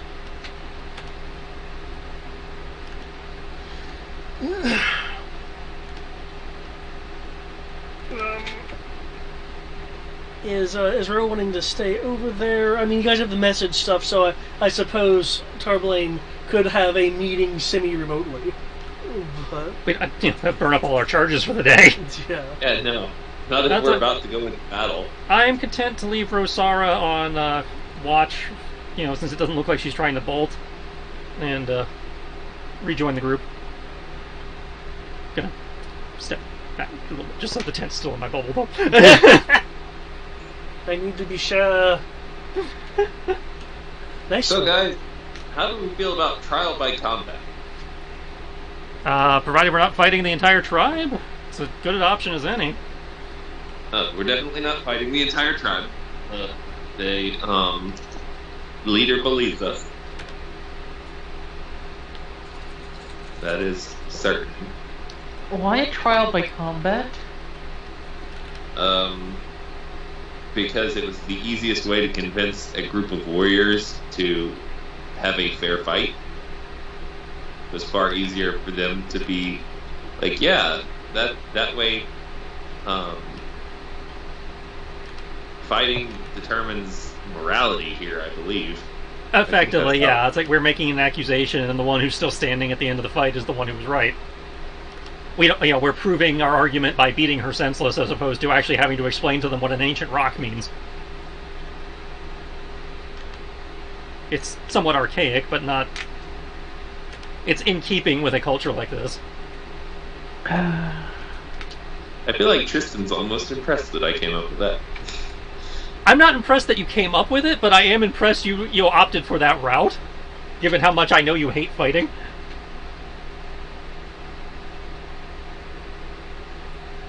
Yep. And even more impressed that you opted to include yourself in the challenge versus throwing one of us at it by ourselves.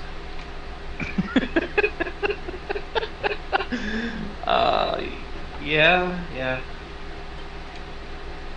It's definitely not the route I expected to end up on. I mean, I expected the fight, but I did not expect us to go, yeah, we'll just throw it, we'll challenge her to a children's guard game, throw down a gauntlet, and call it. I expected more maneuvering. There's a number of different ways this could have gone. And I'm That's like, okay. True. We could have done this through cards. God damn it! Why did I It's like, too late now! Yes, I had a couple of thoughts. Like, you could have also turned the tribe against her. Yeah, I was expecting more like subterfuge and cloak and dagger and maneuvering. Honestly, I was That's kind of what I was expecting. And I was debating whether or not she is a 20. This is the newer Tarbalane, who... You still have your sex problem.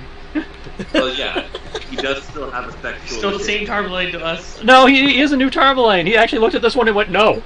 Yeah, that's a good point. Not only did he go, no, he was like, fuck this bitch, we're gonna slap her around a little bit.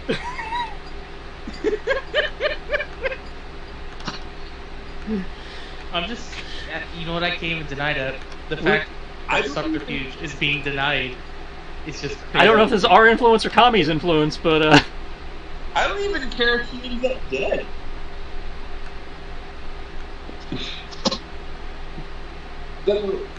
Yeah. And, again, Tarbalane believes in justice. And, you know, by this culture standards, this is justice. Yeah. So...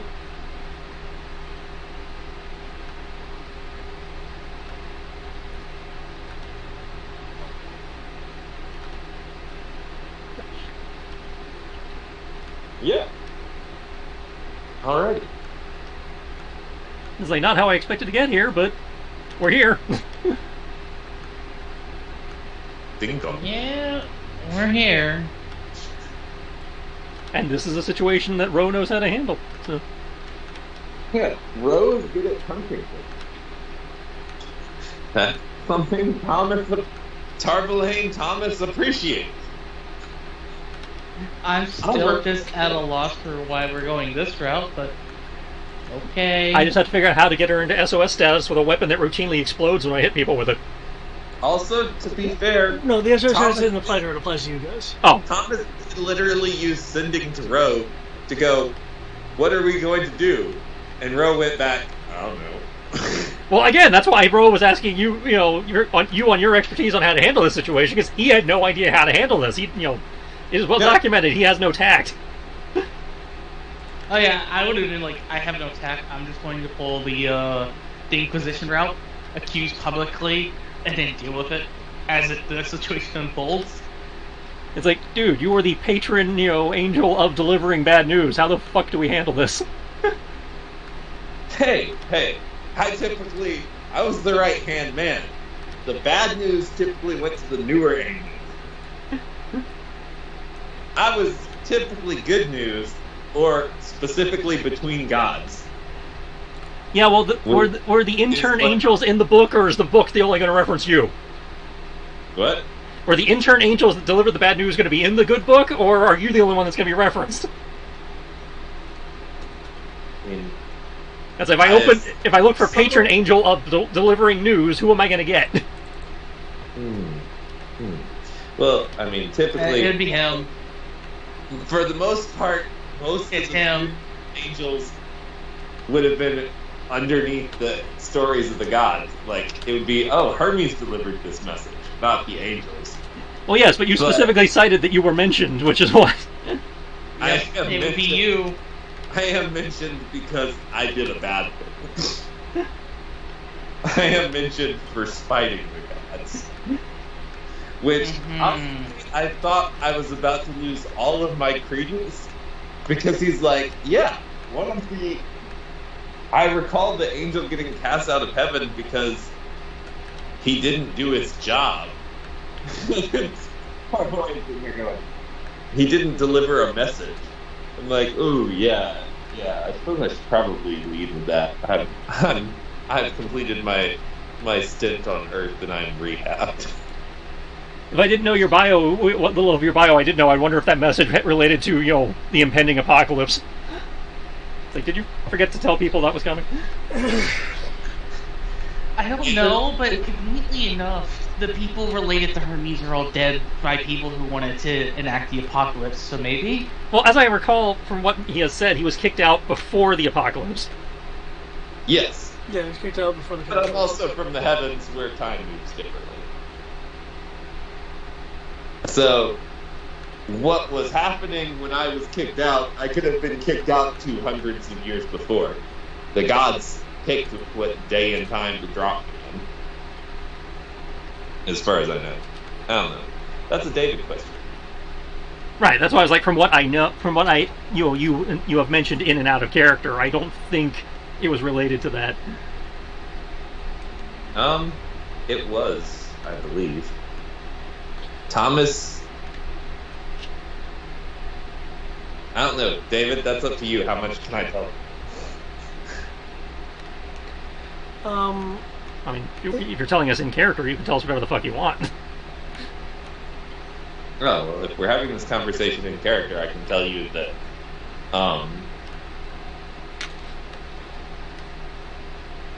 the information that I was given would have possibly brought the apocalypse on earlier. And that's why I just chose not to deliver it. Now I'm really curious, considering what I wrote in the setting. It's like, how would you bring about them making the Black Gate, summoning chaos, and dooming us all earlier?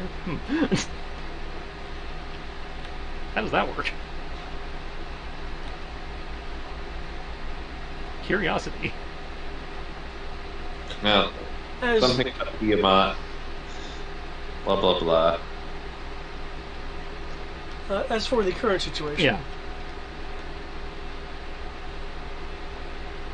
Do we have any prep anybody thinks they need to do? I need to technically pick my spells. Yeah, that would be good. Make sure you pick counterspell. I feel like that's important. He's a cleric, he can't take it. Oh. Yeah, I have the spell. I can get rid of effects that are ongoing. I have counterspell? Hold on. You are a sorcerer, so you can, in theory, learn it, whether you took it or not. I do have it. In addition to that, there is a sorcerer can do it, wizard can do it. I believe warlocks can technically do it. Yeah, warlocks can get it, and I think bards can get it. Most of the arcane casters can get it. Warlocks can, get nothing as well, so... Warlocks have a pretty good spell list. The problem is they have no spell slots. Yeah, they just don't have the slots to be able to do the spells. Invocation is really their bag. But yeah, that's where the invocations come in, which are basically free spells. If you'll give me a second to get my iPad charged a little bit, if I have not plugged my iPad in a while, I will look at my spell list. Because I have it all in my spell book, which is on my iPad. Keep in mind, due to your bloodline, you have access to an extended spell. I'd say, yeah, because you're divine soul, you can choose from cleric or sorcerer spells. Yeah. My spellbook app automatically, as long as it's in an actual class and not a homebrew, it has it on there. But please so does the Roll20, thankfully. But please keep in mind that, unlike a cleric, once you choose these spells, they are locked in. Yeah. Yep. Yeah, I have known spells. Yeah. Yeah, it's not. Yeah, I'm just being clear. Okay. Yeah. But that's why I'm referencing the spell. Give me one moment here. I'll get that. So, any other discussion about this upcoming thing? Because I'm as prepped as I can think of. Because Azakel suggested, the border where the border where the Scourge is, just because that's where the Bane Storm isn't. But you can choose to fight in the Bane Stormed area, in the Badlands, in the Deathlands, if you wanted to. No, I could see moving to. I don't. From what I think the character would know, I cannot think of an advantage doing it there would give her, as opposed to not having to here where we have to worry about behemoths falling from the sky randomly in the middle of the fight. Yeah. I just prefer not to have behemoths fall into existence anywhere near us if we can avoid it. Which is my point. So it's like, if they want to wait till we get there, I can live with that.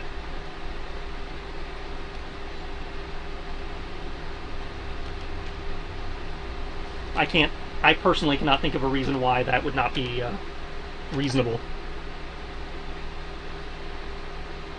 Okay. If somebody else has a reason, then I'm willing to entertain it, but...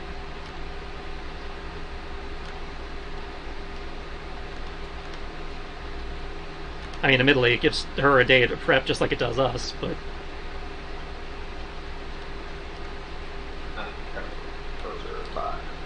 Part of me, for some reason, wants to try to convince her to surrender peacefully and give up on whatever she's trying to do.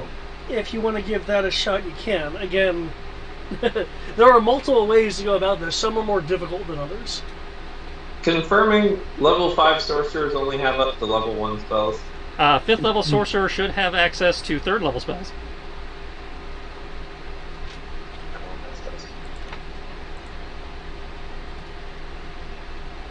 Because it's roughly half your level round up.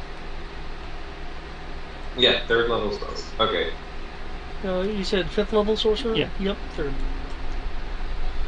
3rd. How many spells in total? That, Grips. well, that's based on your sorcerer level. It says known 6. Is that...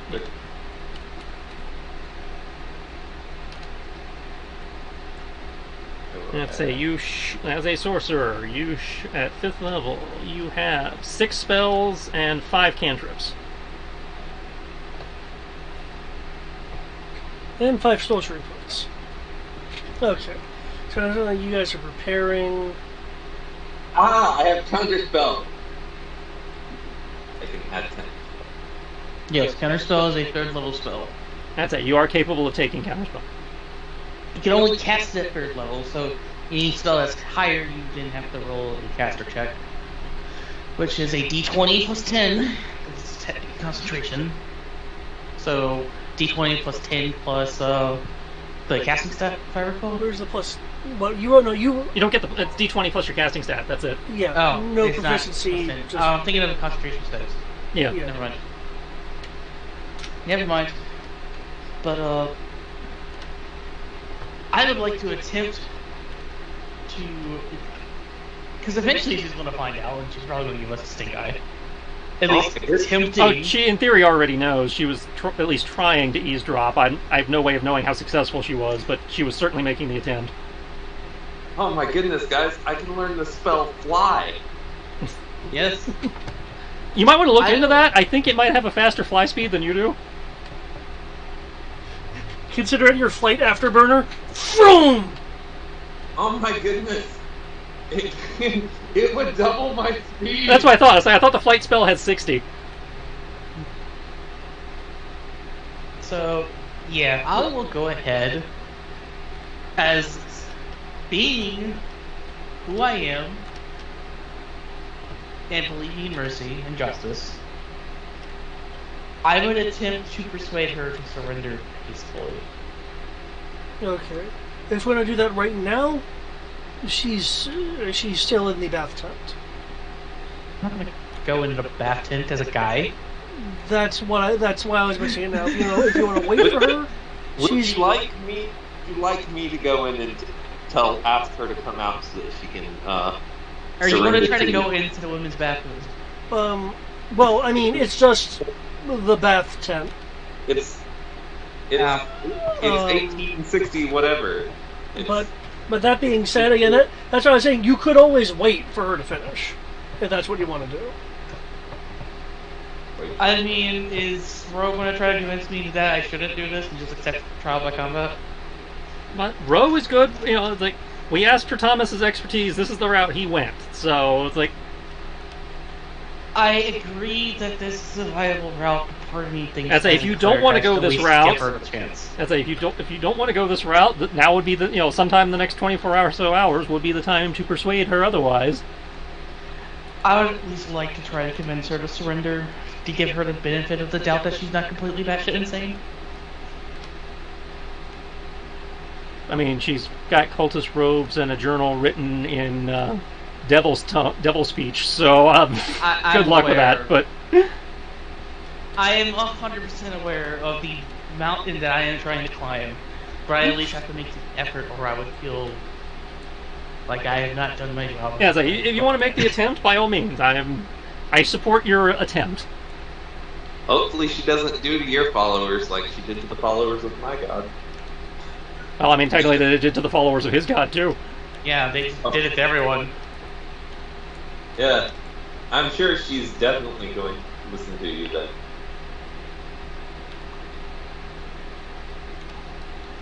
The only reason why Yeah. I'm still going to attempt this is because Mercy.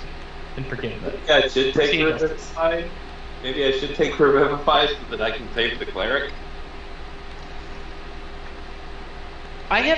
That wouldn't actually be a bad idea, but that's a 5th level spell. Wait, no. No, Revivify is 3rd. 5th level is raised dead. Yep.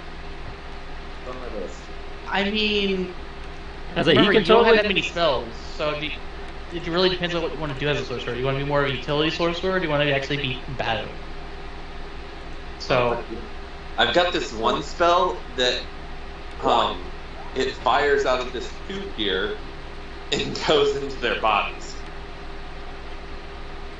you took magic missile, didn't you? Actually, I think I do have magic missile, but I was more referring to my gun. Matt, That's not magic. I sent Guns you, are technically I sent magic. you a link that includes so- extra stuff that Tasha's Cauldron will give you as a sorcerer. This has Tasha's Cauldron. No, there's extra features that Tasha's Cauldron gave you. Ah, I think I've been adding those too. Like I said, I will attempt to do the persuasion as someone who's at least the level-headed of the group and trying to, be the good person that I am. Okay. And again, feel free to check the shop to see if there's anything you want in the shop. We do have a augment gem if you want to stick it in your gun to get a little extra damage, because I know you were complaining about that previously. Well, in terms of things you guys bought, yeah. Well, there's also some we found in the fights that he wasn't here for. Because there's one that adds 1d6 fire and 1d6 lightning to your damage. That might be useful since you were saying you wanted to do more damage with your gun. But that being said, Ambrose, then, if you're waiting, she's going to be 2 hours. Which, Wow. yes, is an unusually long amount of time. I think she fell in.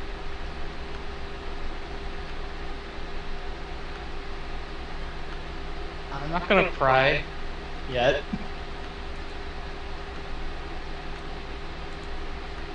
At which point...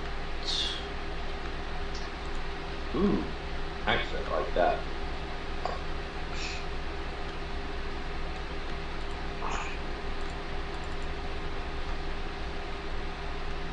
She will come out.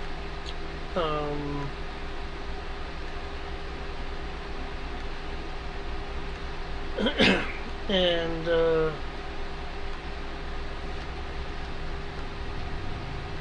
go over to the one of the Goliath's carts and start bruising some things.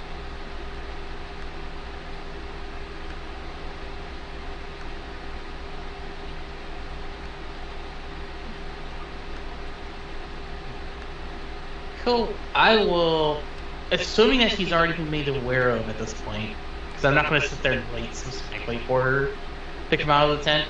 My goal is just to talk to her at some point before this happens. That I will at least make the persuasion attempt to have her surrender peacefully instead of trying to fight. Okay, so after she's been informed of the challenge, then? I assume she would be, because like I said, I'm not going to sit there and wait for her at the tent. I'm just going to wait until we see her again. Okay. I'm not going to try. I'm making the effort to persuade her, but I'm not making the effort to go out of my way to do it. Gotcha.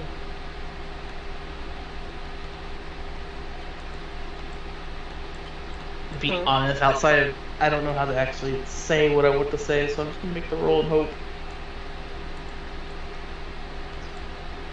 Because I'm not going to lie, it's just like, hey, we see. Y'all don't care if I actually tell her that we figured everything out, right? Well, I mean, when the chieftain tells her about the challenge, I presume that what we're accusing her of would be included in that.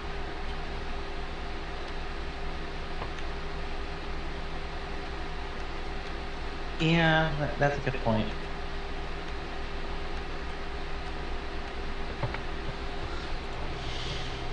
But like I said, I want to at least make the attempt for the persuasion because my religion says I should at least attempt it. What? I think you're playing your character. Give it a shot. And effectively, what you're wanting is it renounce your ways or surrender?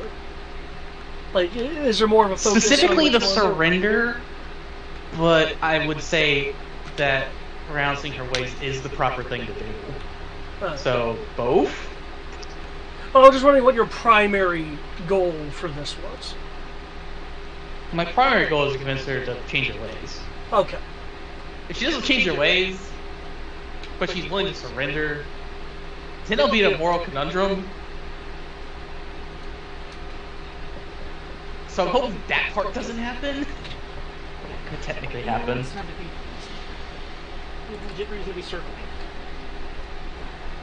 But yes, it's to renounce her ways and come peaceably.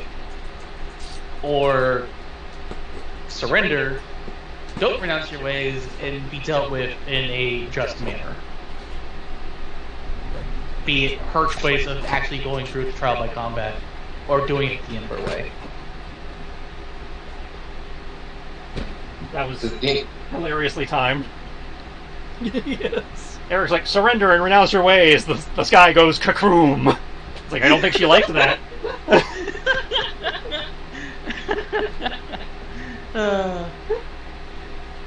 But that's basically what I'm saying, is I'm trying to convince her to give up on being evil. Which, changing... I already know that's damn near impossible, but I'm just going to attempt it at least. Well, you never know. Make the attempt. Oh, I have a plus 11. It's no expertise, but it's still something. Yeah, plus 11, you're up at that level. What was that? He has a plus 11 in persuasion, apparently. Yeah, I'm a cleric. I have history, medicine, persuasion, and religion. Hey, not all clerics have persuasion. I think I chose persuasion because I didn't feel like taking, I think it was nature. Or Arcana, can't remember of the choices, but I ended up taking persuasion. He has to convince people to follow his god. Yep. I think that's actually what it was, because we're technically a pantheon. Yes, follow my god. My god's more correct. All gods are correct, but mine's more correct. I like that phrasing.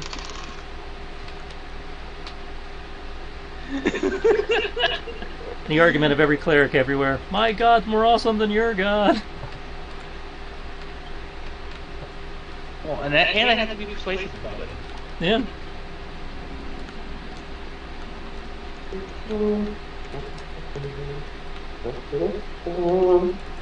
I will be so sad if I anticlimactically make this fight not happen. I seriously think doubt about it. Roll a 19. This is so much easier to do on a laptop. Surprised you're on the laptop and not the new desktop. Was You have a that? new desktop? I'm surprised you're on the laptop and not the new desktop. Well, I mean, it's not a desktop. It's a plug the laptop in and have the. Ah. everything. Oh, it's a docking station. Okay, they give you a docking station. Yeah, I have a laptop at work, but I'm not at the desk anymore. It's gonna be a while before I actually go think when I get home. Oh yeah, gaming. I should be at my desk. Completely understandable. I can't be in the buff. at my I was desk. about to say, you have to wear pants at your desk. Yeah. Well, when Lynn's home. I don't technically have to. It's just me and Sierra.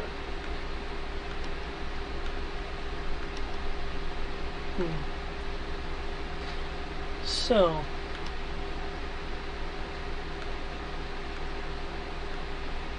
that was an interesting spiel.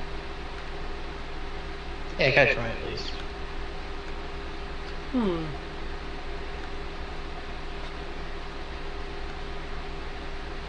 He's gonna give you an offer now.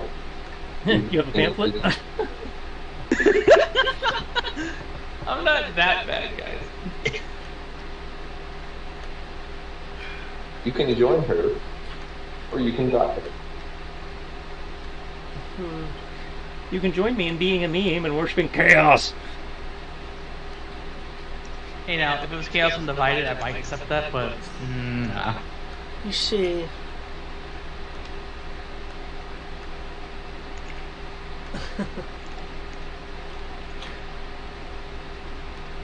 You must have not checked my thread count, but I suppose that's immaterial at this point.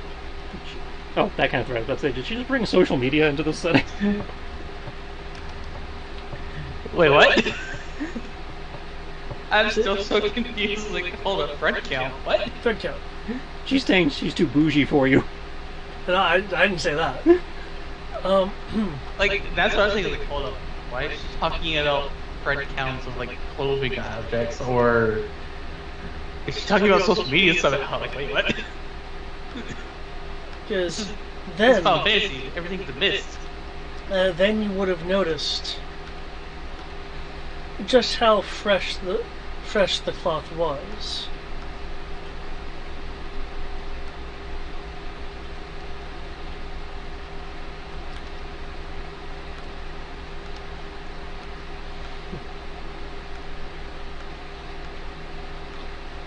You don't know anything about me or my goals.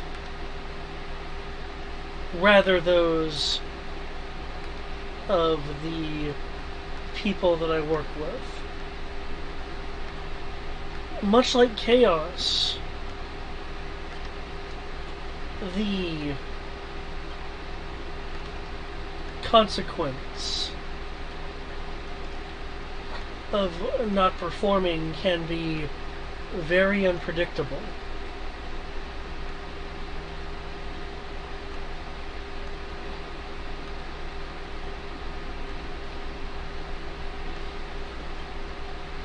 Were you born into your life? As in, more specifically, the role that you have now?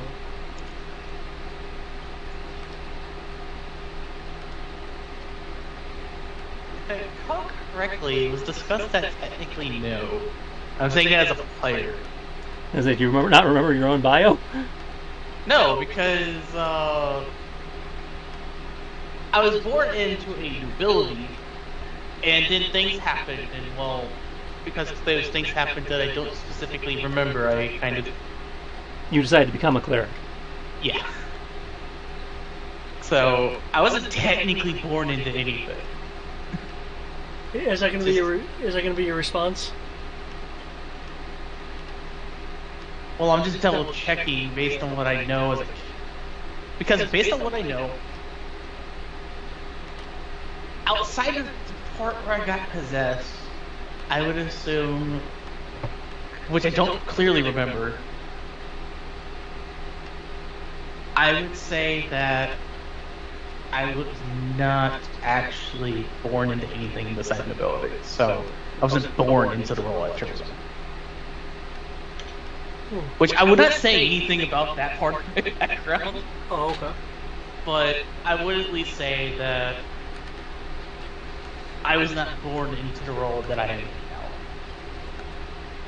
Instead, I have chosen it and worked for it. As in, I chose my own fate.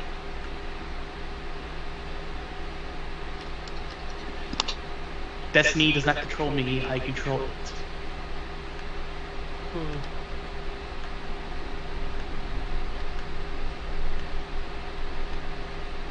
I have not been able to navigate the maelstrom with such grace.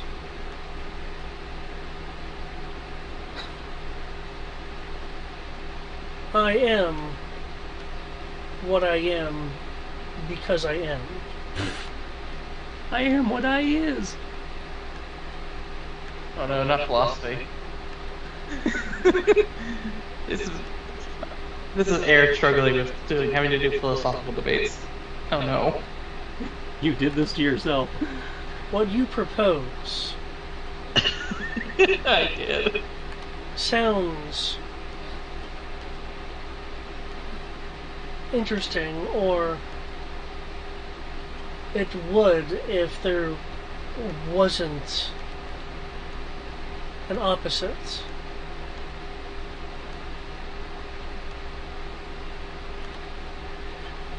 You represent stagnation and adherence. What I am with does not. We're playing the Shadows card. Got it. Yep.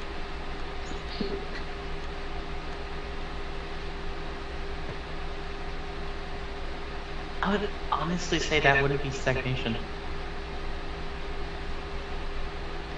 Tell me, how much has the world changed since the Calamity?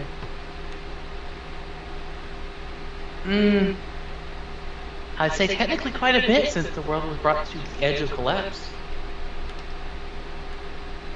If you believe the historians, archaeologists, and other learned people. I am, after all, one of those people. Then you have... I've actually looked up this stuff. You have heard then that the land was changed, was rendered at the final conflict that the heroes of light had, provided that what we've been able to find is true.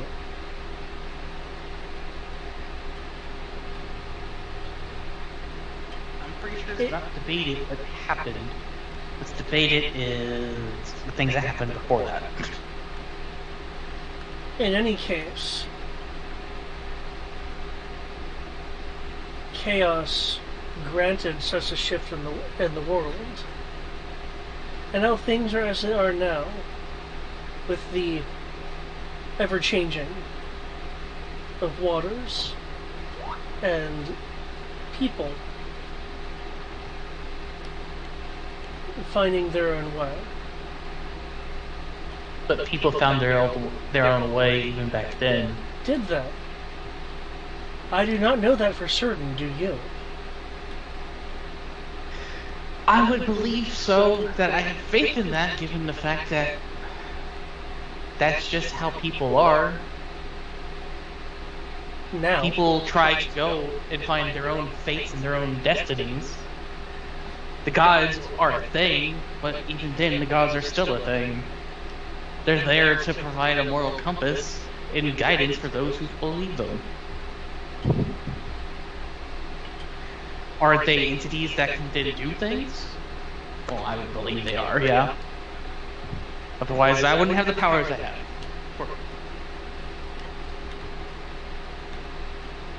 So, change, it happens with or without chaos. The difference is that with chaos comes great change, and usually at the cost of thousands of people dying. And that's just not something that I will willingly support. Change can be gradual, it can be rapid. But change caused by chaos, which usually involves war, only brings death and destruction.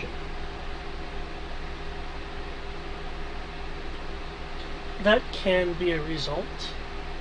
It can also bring up great defenders, such as the Embers.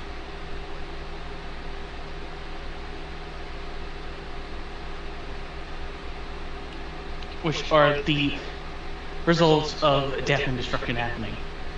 It is the response to chaos.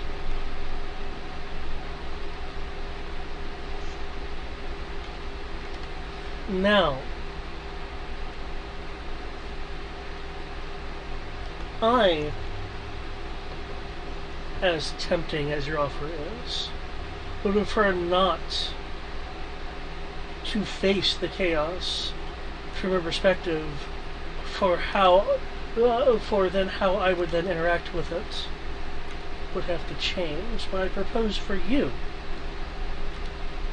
is to come with me and provide more opportunities for Embers, societies, and cities to improve themselves under the ever-shiftingness that is the chaos, which instills adaptability. I'm just going to side heavily And I have to say this, David. Oh, yeah? I was expecting you to say, "Come with me to a world of imagination." Damn, I should have thought of that.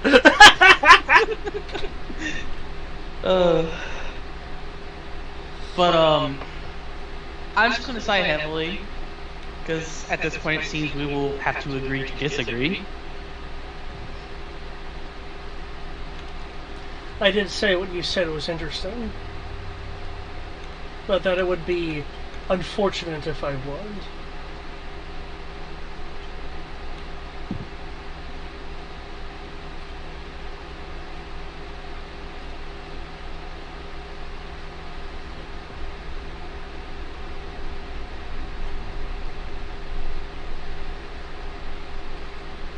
Wait, it'd be unfortunate for her to choose to not to go against chaos. Did I hear that right? That's a valid interpretation.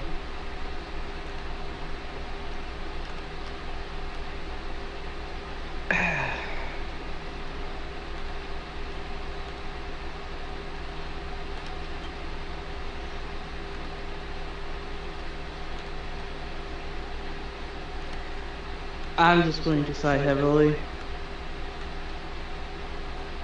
And respectfully decline. And it seems that we are at an impasse.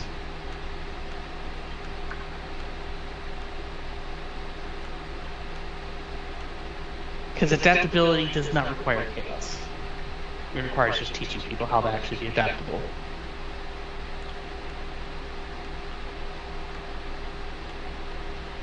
So, teach them rote.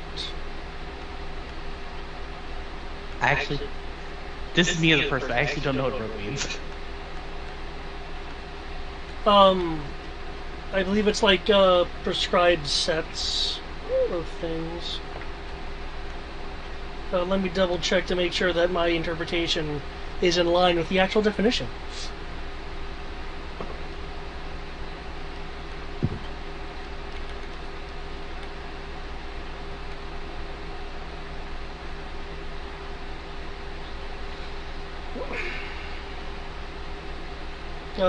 Proceeding mechanically and repetitiously, a fixed habitual mechanical course of procedure, by rote from memory without thought of the meaning in a mechanical way.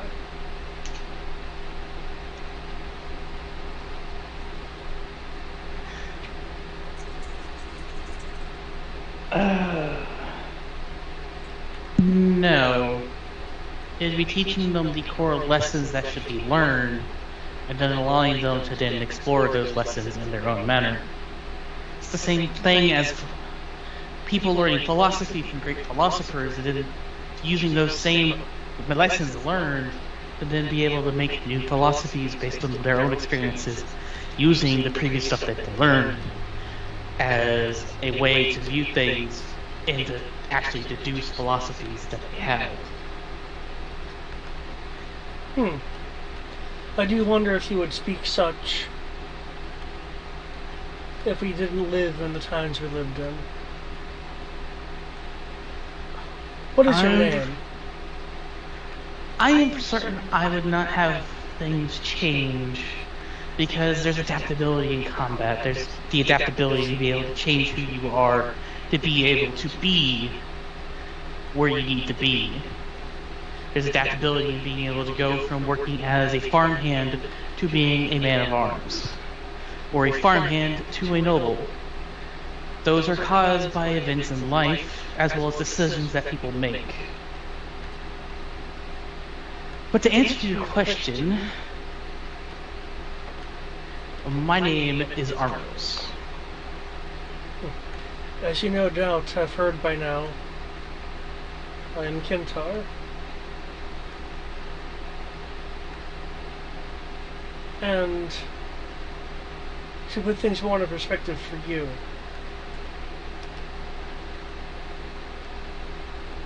I was born to the seas of chaos, and have thus been swept up in the esoteric chaoticness of its stream.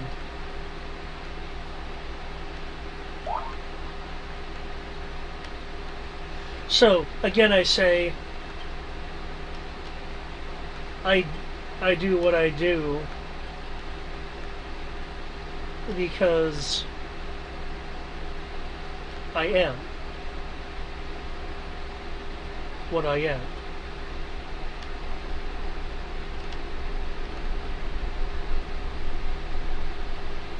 If I were to somehow no longer be in the churning waters that are chaos, perhaps I'd be more like you.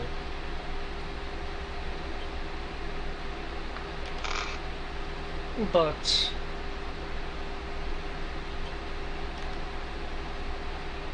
I am uncertain if that will ever happen.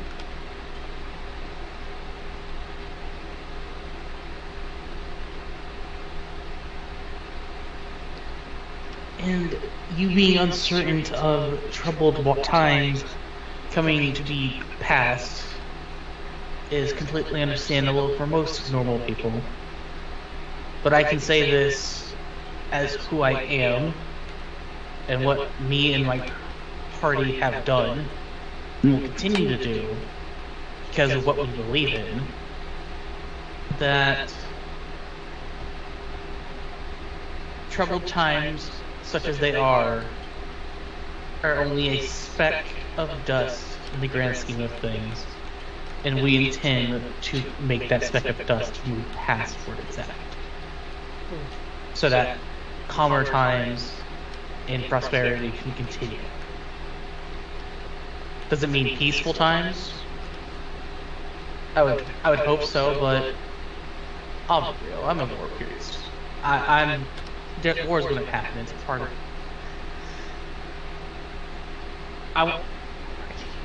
What would be a good term to say for human race? Like, because it's obviously there's more than just humans in the world. But you know what I mean, David? It's like mankind. Those of the mist, and technically everything. Children of the tiny, mist. Yeah. Mankind. Children of the mist. People. Kin of the world.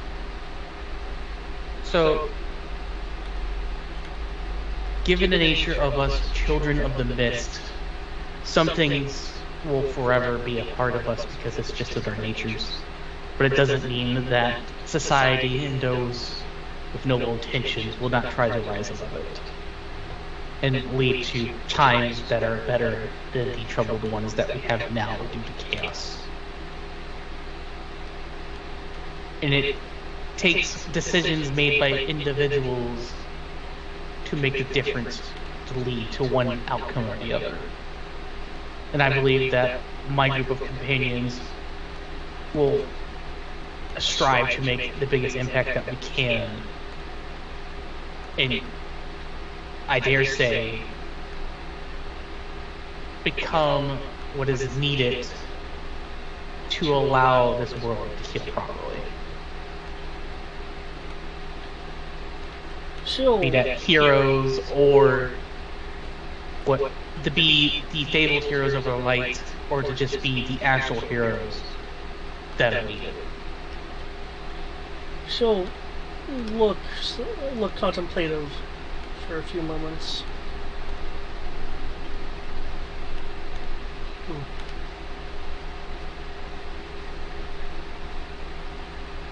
Well,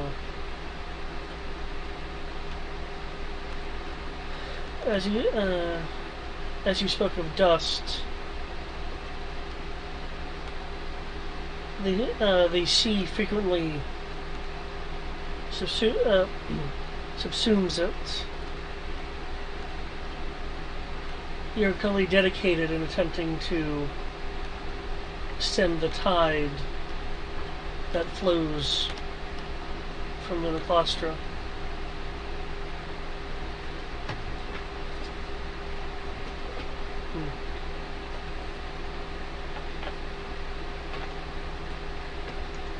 But from what I've heard, you are perhaps closer to myself than even either of us may realize at the moment.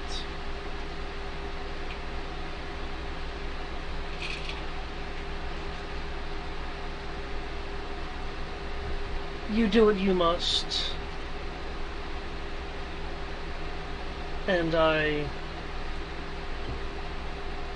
thank you for this conversation. It has been rather thought-provoking.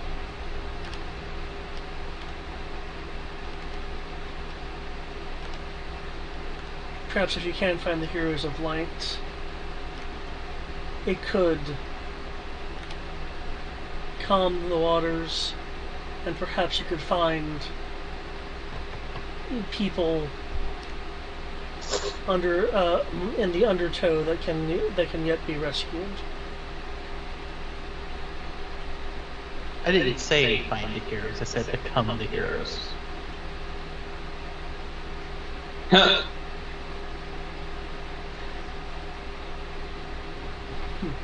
Well, as you said, if that is your destiny.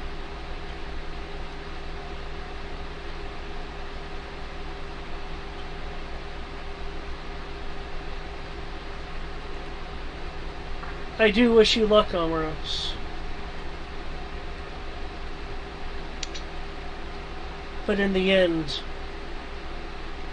only a coin flip will tell the future. And with that, she'll walk off. I will just sigh. I have attempted. I attempted it. You have attempted, and I'm not sure if you can tell how much you have or have not affected her. Considering, she was speaking largely in metaphor. Yeah. You and metaphor, man. I'm still sad you didn't come with me to a world of imagination, but oh. Well, I mean, once you mentioned it, it's like I would have the situation have to be set up for that to be said, but she pretty much already said it, so. The best part is you literally did the pause perfectly. Come with me.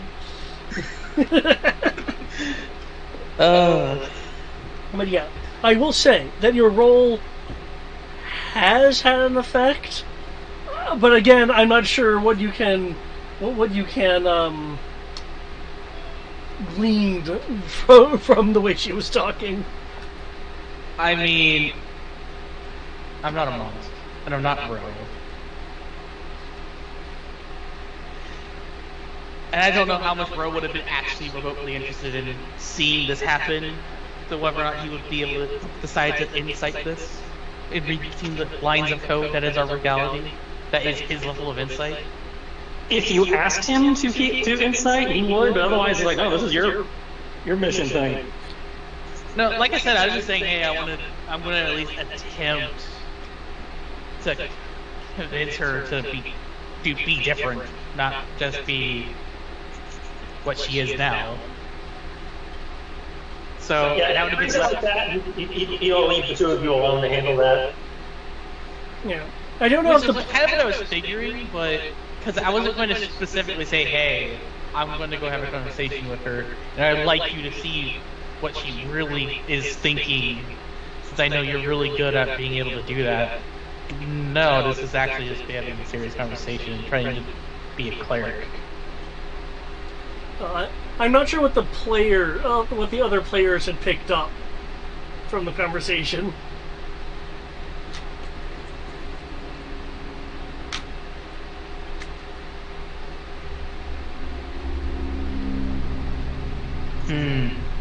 That'd be up to them to actually feel like sharing it. Yeah. I heard a lot of shadow speak in there, so. Okay, because there's some rather specific wording that that I was using that I'm not sure people picked up on. That's fine. I wasn't paying attention because my character was not there. Ah, okay. Cool. Well, we shall see how this goes then. Indeed. I guess we will go ahead and have this fight. Don't sound so dejected. Why are you so dejected? I am dejected for the simple fact that I have to now accept the fact that. Well, actually, I'm not really dejected about it. I'm more just disappointed that an intellectual person feels like throwing themselves away to something that will clearly end poorly. So it's not dejection, it's disappointment. And just accepting the fact that, well, I attempted. Now for the other hand, or I try to use the carrot. Now it's the stick time.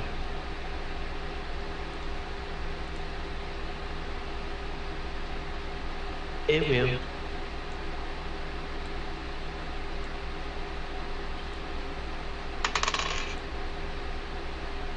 So I'll head back to the group and just say, she wanted to speak in metaphors, and well, he's more complicated and complex than just being a simple, I'm a cultist of chaos, and I am crazy and want to do things to end the world. So we need to stop her. I don't disagree with that.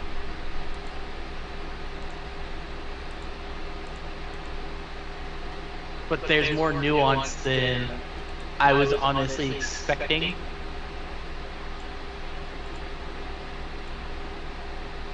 Just let you guys know.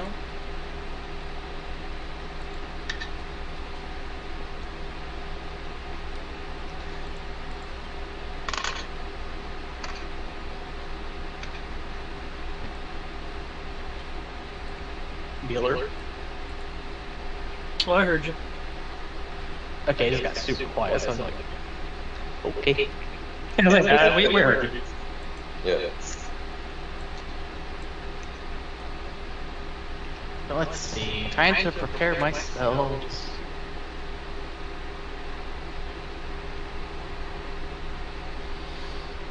Okay, this trial by combat.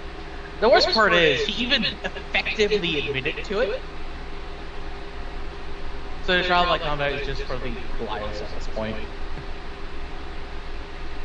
It's gonna be what at this point? It's just basically a show for the Goliaths. Effectively speaking. I mean, the combat is going to happen either way, but based on the fact that she admitted it, I'm not going to say this to the Goliaths. There's no reason to.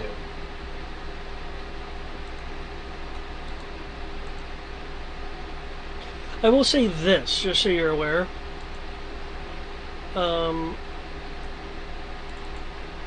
Kintar's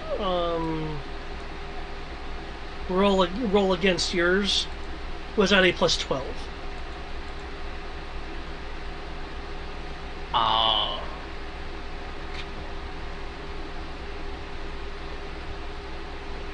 Like I said, I'm cool with it.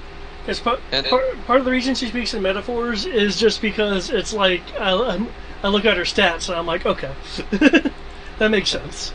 Had you gone to Thomas and told him your plan from Jump Street, you could have had some luck to go with you. I could have done a few things. And also, I did say, hey guys, I'm going to go do this. Oh, that was not the impression I had. Because you didn't tell Rogue. Yeah, I did. I specifically asked his opinion on it.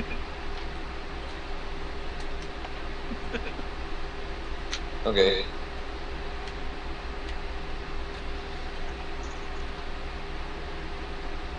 Okay. Everybody's not a big deal. It's like I said, I was just going to do this thing to see if it happened. I'll find the results either way. Yeah, he said he was going to go do it, and then he went and did it. Yeah. Okay. How are people's prepping coming along? I've got all my spells. They're on my sheet now. Nice. I think the only thing missing from the sheet is actually my, what is it? So, Anything in these shops that interest you, Turbulent? You keep saying the shop, so maybe I should take a double check. Because I feel like there's going to be something that I'm just completely missing. There's a lot in these shops, so I feel like I would need more time to actually read through them. Let's get. I do have a question. Yeah. This is more for Kristen. Would you like me to sit there and give you the elemental weapon, holy weapon, ultimate combo breaker shenanigans? Or would you want me to have other things prepared? I mean, it's nice to have in the back pocket if we need it, but, there are other spells that you could bring. If you could use that slot to give do something that gives you a little bit more fun, then go for it. I kind of just enjoy this, and I'm trying to think of things that I could use. And I'd say, because I can get by without that buff. It's nice to have, but it's definitely not required. We've seen that. Oh yeah, you of all people most definitely don't need it. And it doesn't work on Thomas's gun, I don't think, does it? Nope, it just says weapons. Okay. So I can touch the weapon, imbue it with holy weapon, imbue it with elemental weapon. Obviously, I have to do holy weapon at some other point, but it's a concentration spell that lasts for an hour. So yeah, if you want to have it, in your back pocket, great. But I do not feel the need for it personally, so do not pack it if you just want to give it to me. So, question. He is all weapon buff by damage. A spell scroll, the spell that's on my spell list, does it add to my known spells? No, a spell scroll is a one-use thing, and you can only cast it if it's on your class's spell list. Okay. So, if I recall correctly, though, wizards can use a spell scroll to add the spell to their book.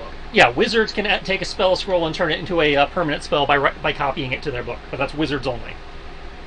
So basically, I could take, say, I could get a spell scroll for Flaming Sphere, which is on my class list.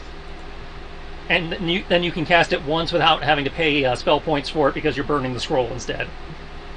So, for instance, and you cannot upcast it from the scroll. The level you're stuck with whatever level it's on the scroll. That being said, apologies, my phone died. Something I did find out is that with a roll, you can actually cast a spell from a scroll that's on your list, but that is beyond your level to. That's good to know. To cast. Oh, that is actually nice to know. Yeah. Scrolls allow you to throw higher level shit. With a chance. Mm-hmm. Yeah, I need to look up specifically what the difficulty is because I saw a 5e video on scrolls. Okay, no lie, I would totally, if I could find a spell for it. If I could find a scroll for it, I would totally just do what is it called? Treasure of Gate. Hey man, I'm gonna open the gate to the godly realm. Do that. Go right ahead. I mean, I can already sort of do it technically to two people known in the world. Yeah. Technically. Is a scattergun considered a pistol? No, scattergun's the shotgun.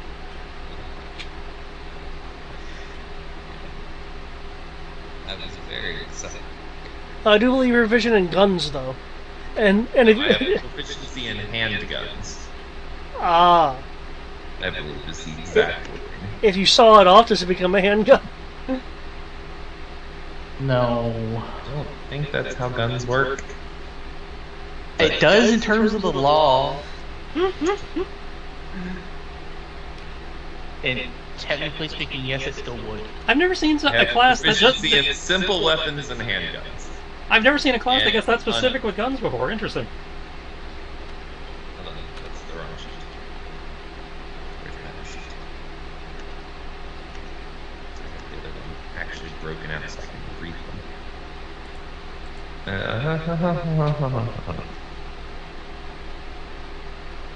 I have improvised weapon, unarmed strike, and handguns. Actually gave up some. Yeah, scattergun's a shotgun.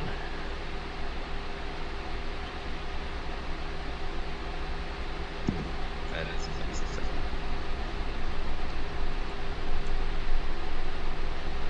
Okay. What is a bullet of slaying? If the The bolt of slaying or bullet of slaying, is an arrow, is a projectile that does bonus damage against a specific type of monster. In the case of this shop, you decide what type of monster it is when you buy it. So, can I say fallen? Fallen is not a specific category. It would be like aberration, monstrosity. Dragon, things Yeah. like that. I'm just telling you that as an example. Can we make fallen a category? No, I'd already asked about that. What if we say pretty please? Did you try pretty please? Yeah. And it's a arrow slaying. They have to make a DC 17 Constitution save or take an extra 6d10 piercing. Kind of terrifying. So yeah.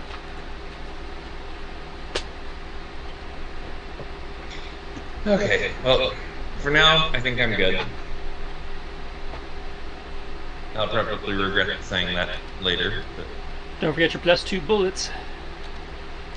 okay, the scatter gun is kind of what I was thinking. I wasn't aware that your class was. I thought your class was like you can use firearms. I didn't think it was just handguns. no, just That's handguns. kind of surprising, honestly. That it's just handguns. Yeah, Normally yeah. it'd be- I hadn't seen that before. That's interesting. Like even I more saw so. it with another class that was similar too. The idea is that a gambler is not going to have a rifle. A gambler would have dueling pistol. You know, dueling rifles were a thing. But I have never heard of one, but okay. But yeah, I'm trying to be more mindful of like guns and such for places that may have guns and such. But yeah, if I So- recall, guns are technically martial weapons, so you should be able. But you said you only had simple handguns. So Yeah, you I wouldn't think have guns are weapons. martial. And I will go ahead and warn you guys that I probably am going to have to pass out soon. Which is going to complicate this battle that I have talked us into. Okay. Because I am currently legally fatigued, I believe. Legally fatigued? Yeah, well, per pilot standards. Ah, okay. Yeah. I was about to say, what's legally fatigued? Lost more than 8 hours of sleep in the last week. Ah. I think some of you guys live legally fatigued. I do not. I mean, I only get like on average 5 hours of sleep, so probably. Yes, yes, you live legally fatigued. Sierra lives legally fatigued. That one's not a surprise. Yeah, actually, that's I get 8 hours of sleep most every night. But the last week I've been staying up way too late. Well, in that case, you should get the rest that you need if that's the case. I'm pretty sure we can handle ourselves at least until the next session. We could be there for Yeah. a fight, or most of the fight. Yeah, so I will go ahead and drop now. Let you guys enjoy your thing. Okay. I will talk to you guys later. Before you go, Yep. I've liked the RP that's been going on here. It's been pretty good. Yes, I actually messaged Sierra at one point and said this has been the best session of Final Fantasy in a while. So, in my Gotta be opinion. there. Yeah, it happens. Alrighty. Y'all have a good night. Tip. Good night. Okay, so if everything is going to go according to plan, if you want, you can continue traveling with the Goliath, with the Shatar Goliaths, until you get close to the border, Okay. which again will be about 14 hours. Due to the help of the Goliath band. While the group does encounter combat, I'm not going to ask for any Constitution rolls because the sheer quantity of people here and working together won't be physically straining enough to potentially provoke levels of exhaustion. Awesome. Nice. I'd also make it known that, as a trained doctor, I will make the effort to go help people with my plus 17 in medicine. Okay. Actually, give me a roll. Give me a roll, since you're gonna be offering help and tending the folks and stuff like that.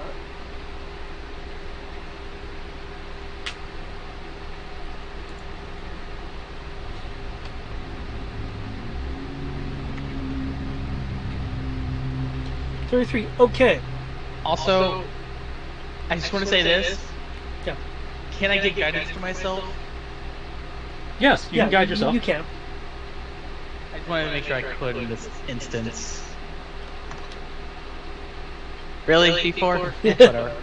Okay. I just wanted to do 2 higher so I could say 35 and go, look, I've beaten all DCs known. Okay. In that case, you.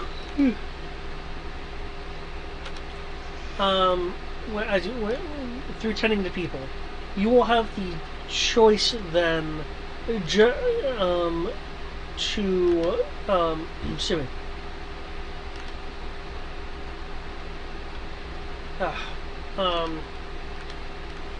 To grant a D4 to ability checks to everyone until their next long rest. And when I say everyone, I mean like everyone within the Shotar group, you and everyone traveling with the group. A plus 1d4 to ability checks until the next long rest, or 3d10 temporary hit points. I will regret doing this. Or none. You could also opt none, either. I will regret doing this, but I will still do it nonetheless. Because I would uphold my values. That would include Gendar. Yeah, that's why I've specifically phrased it as everyone traveling with the Goliath group. I know. I'm purposely making my job harder. I'm sorry, guys. But I'd still do it. Yeah, it's fine. And it would just be a 1d4 for ability checks. Yeah, and it's not like we do. It's not like we're not grapplers or anything. So it's not like giving her a bonus to ability checks is going to affect the fight. Yeah. But like the Sunday game, it would be a problem for David, but theoretically harder. No, raising her ability checks in theory does not make the fight harder.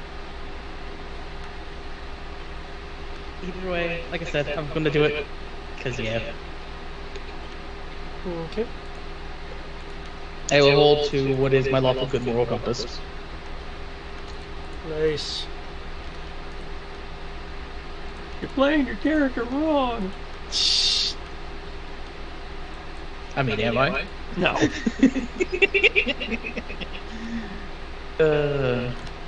D&D might be one of the few games where you can legitimately say that, but no, I think you're fine. Now, if I was something like neutral or... Admittedly, you're starting to wander into like potentially, arguably lawful stupid paladin territory in a couple places, but no, it's not... I'm not that bad yet. That's why I said potentially, arguably, not... I don't think you are doing that, but I could see the Foundation Force people who are against the lawful, good/stupid making that argument. Yeah, fair enough. For things like, as you said, you're making the fight harder, and that kind of stuff. You're wasting valuable party resources. Hey, here. But it's not a resource, though. You have a card. Why do I keep getting this card? Because because there's only I think 26 cards. Oh, no, I understand. It's just like, hold on, I've gotten this card like 4 times between the 2 games. I was like, weird, but okay. I'm not complaining. I like this card. It's just hilarious that I got it again. As you travel, you will eventually break off into the bordering forest. We officially ran out of names on this map, guys. It's just called the Bordering Forest.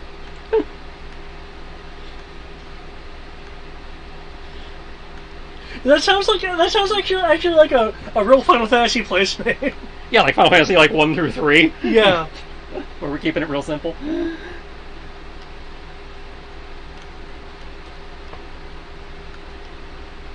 You went to the bordering forest. Where was It that? actually makes sense in the context of Final Fantasy in certain areas, though, to be entirely fair. Yeah. Because this is the bordering forest of the Deathlands. Yep. So it would totally make sense to just call it the bordering forest. It's like most forests had a name. We ran it, we just got lazy. I mean, we have to name a million islands. Naming forests too is just Nah, We got forget tired it. of it. We named naming the got landmass. hard after a while. We'll name the landmass, and if there's a name for the if we're gonna name a region, we'll leave it up to the locals to decide something, which they may or may not do, because they just see it as the forest. It's not that the people hate the Heroes of Light for breaking the world. They hate the Heroes of Light because now they have to name everything. Back in the day, we had one supercontinent and everybody was happy. Now we got... Oh shit! I think I just realized that entire metaphor conversation. That sounds like some of the JRPG villains. Mm-hmm. It does. Again, she was speaking very shadowy, some of that, JRPG villain shit. It's, talking about evolution through strife and ending suffering by killing everyone, and Yeah, you really did pull out the JRPG on that one. it's like nobody can suffer if we're all dead. The only thing you're missing is no, I can't wait 24 hours to enact my evil plan, even though there's nothing in my evil plan that says I can't wait 24 hours. When even the heroes said they would help me with my evil plan if I waited 24 hours. What was this movie line? I'm gonna hate fuck the world. Yeah. And for some reason, my secretary looks more evil than I do. That kind of reminds me of the whole antagonist sub-antagonist kind of idea. The antagonists themselves isn't a direct antagonist, so they go get the really evil person who will directly fight you. I was just making fun of, Pokemon Sword and Shield. You know what? You're not wrong. Oh my god. It's like, dude, you can wait 24 hours and we'll help you. No, I can't wait. And his secretary looks more like the villain than he did. You're not wrong. And I never understood that one. I was like, bro. Why? I was like, is this just a translation thing, or are we just supposed to ignore the terrible writing that even the characters are calling out?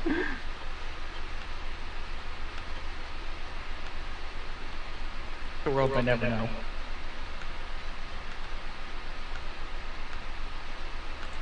But we are now at the bordering forest. Yep, you're now at the bordering forest. The Banestorm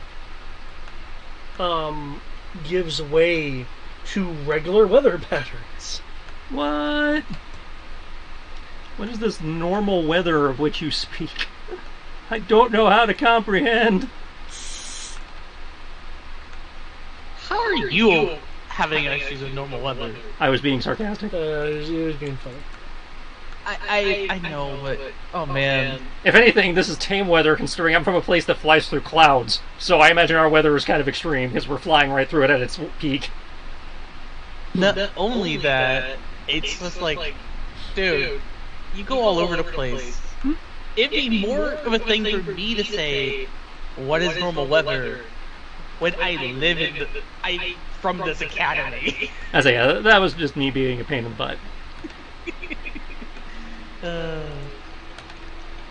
There are now living trees, grass instead of like the cracking ground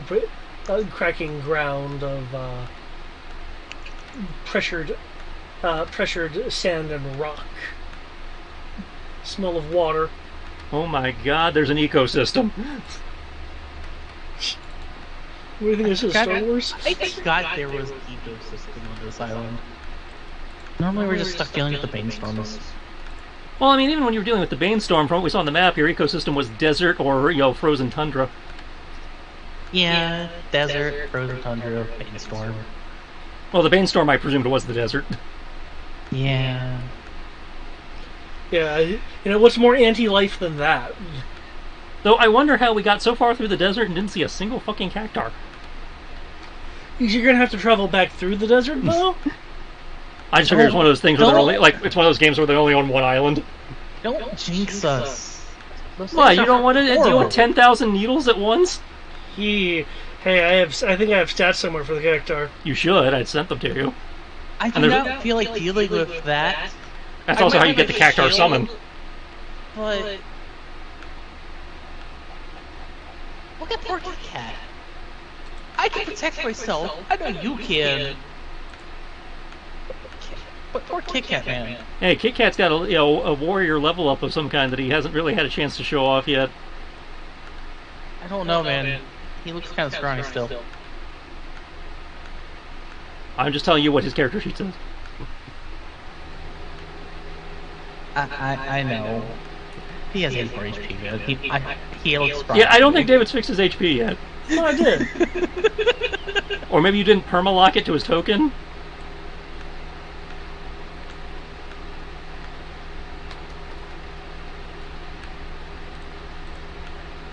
Huh. But yeah, the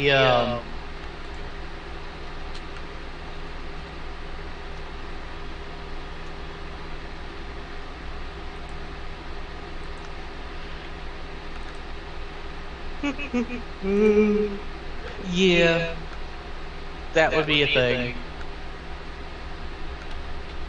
I just find it funny, and I'm just going because I see his HP is 84. I'm just going to say he's scrawny until he proves he's not scrawny. He's a cat after all. Hey man, cats can be beefy as hell. I know. That's when they're tigers. I know. Tigers are a thing. So, what do you mean you're a tiger? I thought you were a tabaxi. Well, you should have really high strength, but I'm saying I'm a tiger. Or a Leonin. The Leonin are just watered down tabaxi. Honestly, I think the Leonin are just a regional variation of the tabaxi. They're just tabaxi, but for a region. They're tabaxi that have lost like a third of their tabaxi abilities. But anyway. That's just sad. Yeah. Tabaxi don't even really get that much. I love tabaxis for what they get. They get a nice amount of like they get proficiencies, some utility stuff. It's really nice. Damn. I think it's really nice. But anyway, so Roxanne will kind of approach you guys during trial and be like, "It's time," and unless there's any objections, you can shuffle over to the forest area. It's time.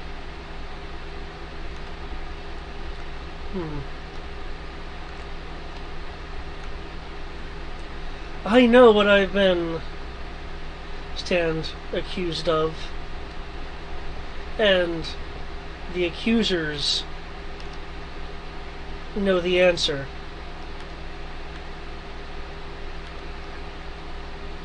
The end of this bout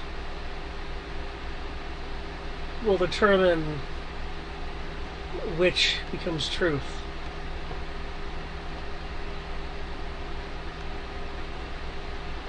Amaros, it is time for the first coin flip.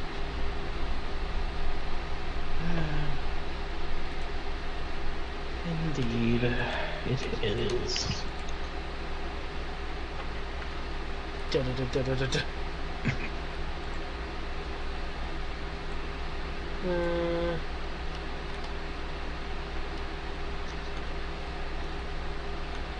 Time to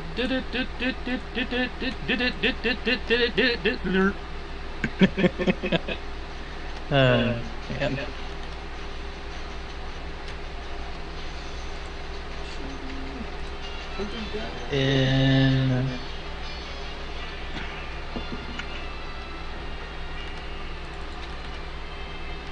I assume we can draw our weapons before actually doing combat because this is a prepared thing. Yeah, you can have your weapons drawn. It matters because my AC would go down by a good chunk about my shield. The exact amount would be 5, actually.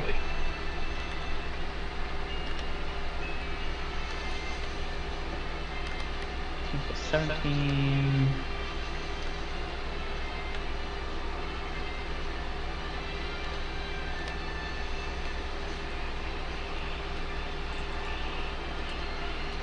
Oh, that is incorrect. Error.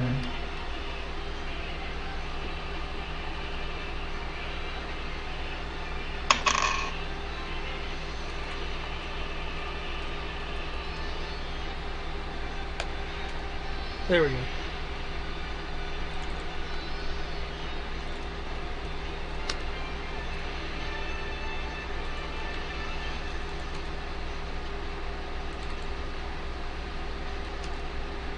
Oh man, she's faster than us. Well, I mean, she has more levels on us, and I rolled, average. I rolled above average.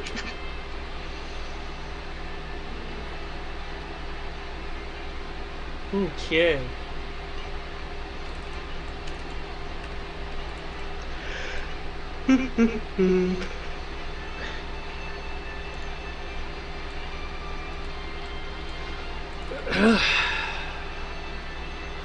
Oh, she can only do it with... Okay.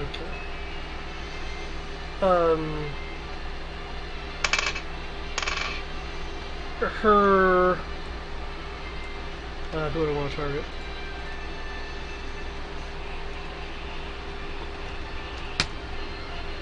Keegan, apparently.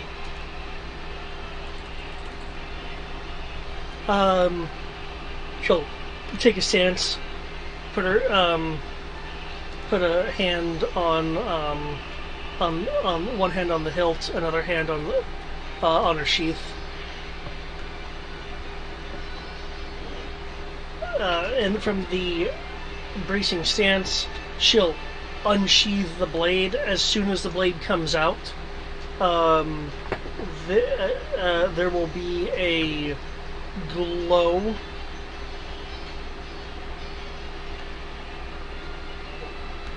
as a blast flies out.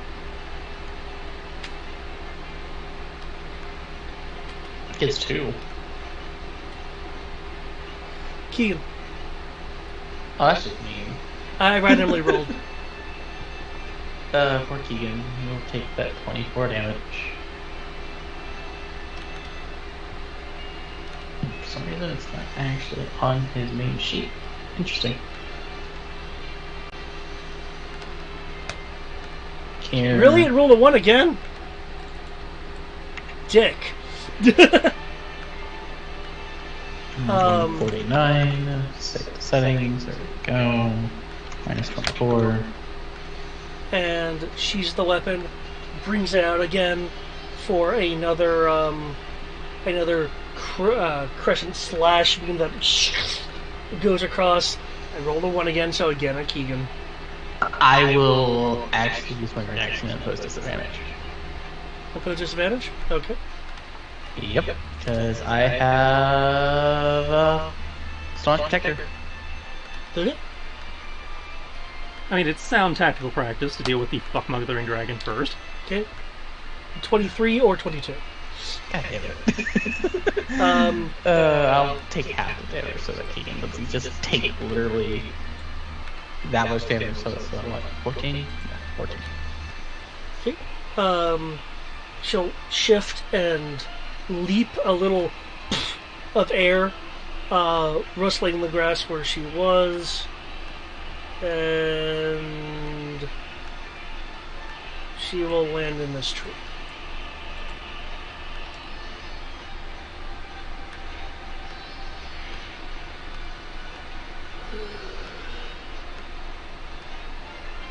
With the weapon. Do you remember what force augmentation she had? Like the ones that made her immune to certain damage types? I know we wrote it down and actually discussed it. I just don't remember on something like that. Via Kami we should, because key mine.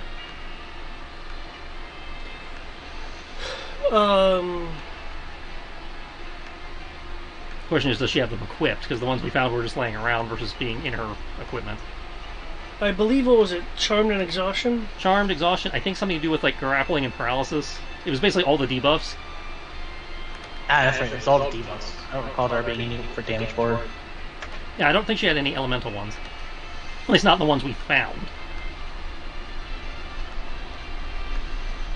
Because it seemed like we had found her stash versus the ones she'd actually equipped.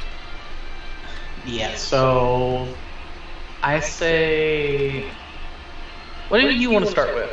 What do you want your damage type to be first off? Well, I automatically do cold, so depends on whether you want some variety or not. Let's say I do cold and force. You can see her in the tree, by the Yeah. way. Yeah. I'll give you cold. So you can just do a whole bunch of extra damage. So I'll do that. That's the bonus action. Normal action is going to be to Okay, one momento.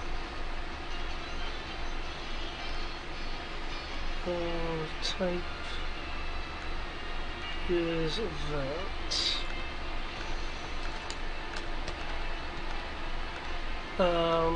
So you're casting what? Elemental weapon? Which is how much? it'll be 7d10 worth of cold damage. No,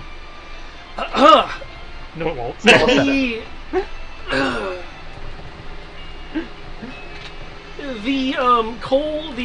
You said cold elemental damage is what Yep. you said? Yep. The cold around his weapon begins destabilizing and thawing. Counterspell, unless you want to counter the counterspell. No, I'm good. That's just like, oh, okay. You wasted on elemental weapon, okay. I have been made aware of the power you were able to produce against Ezekiel.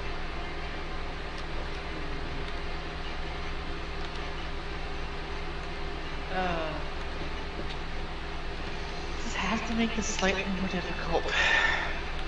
Very well. I will immediately cast.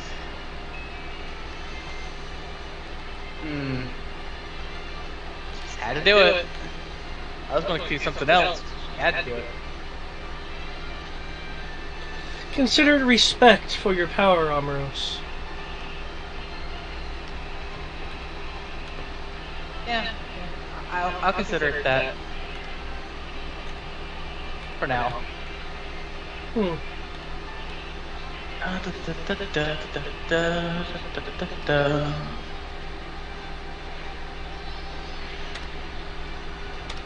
So, make a dex save. Cool. And this will be casted effectively level 7. Can you do it because she's in a tree? Does that stop it at all? No. Ah.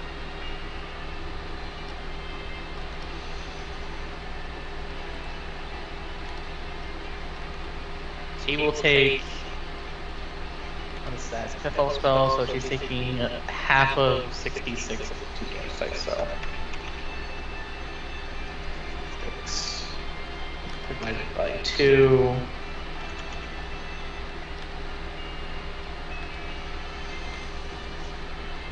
Two.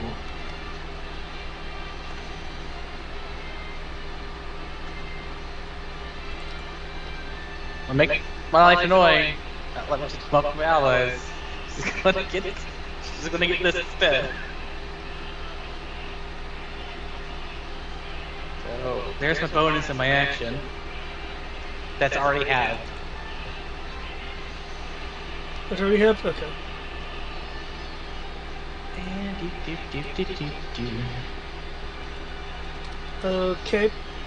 You hear us as when the flaming strike finishes with its envelopment, you'll see her like spinning the sheath rapidly as if that's somehow helping before putting it back into her into her obi once it's concluded. There's a little bit of like that black ash mark on her cheek.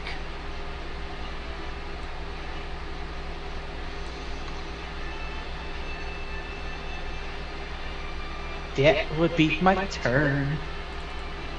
Okay. Wait a minute. She counted the wrong thing.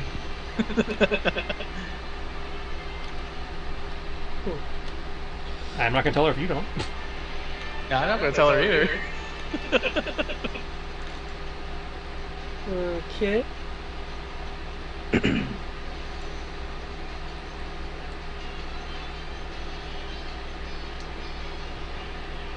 I'm just gonna feel sad when she tries to go over easy the water as if he's getting away from me. And I just use wings and fly. Okay. With a look down at you and a glance over to Ro, she'll look back at you, Ambrose, and over to Keegan.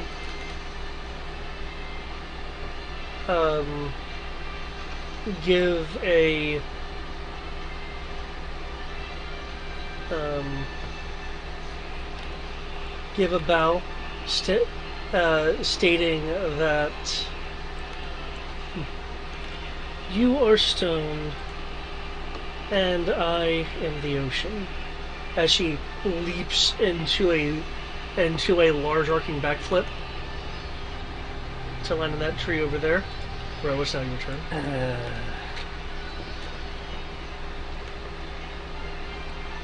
I'm choosing to walk slowly. You're still in range. That's definitely going to require a little bit of parkour.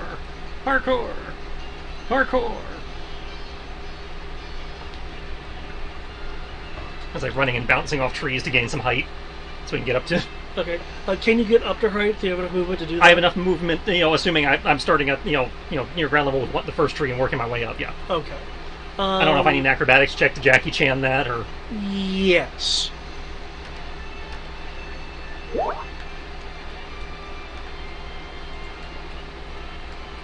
That's because I don't want to use the action economy on the GravCon, so I'm kind of having to do this the monk way, even though I'm not a monk.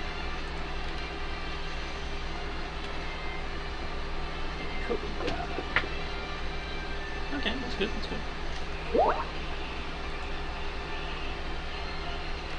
Say hello to my little gunblade. I'm sad. Maybe doesn't do worse. So what's the 21 representing them? The numbers are in parentheses if I did not have advantage. Okay. And the feint is against her Insight. Okay. You are able to Jackie Chan. It's like a little bit off the ground, more off the ground, more off the ground, more off the ground.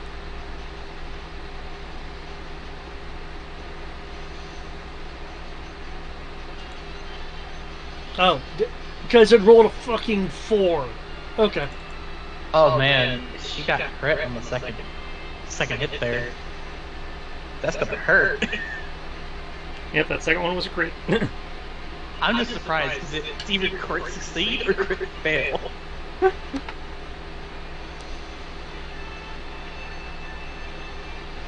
By the way, I would not let you crit fail. I'll just clarify that. Well, I didn't crit fail, so it's not an issue. Indeed, it's no longer an issue.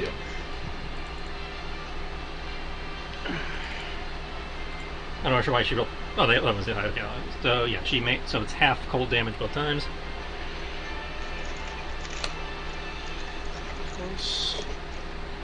What would that be? 15, 16. Also, I just realized I finally got a hero point using my stuff, my things. Because I technically made the things more difficult for everyone.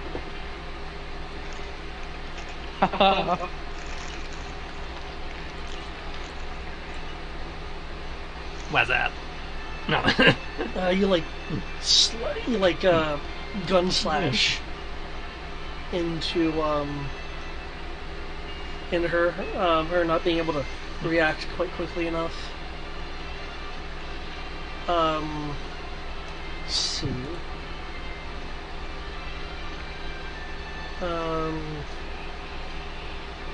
You'll cut some of her arm sleeve and the scarf with your attack.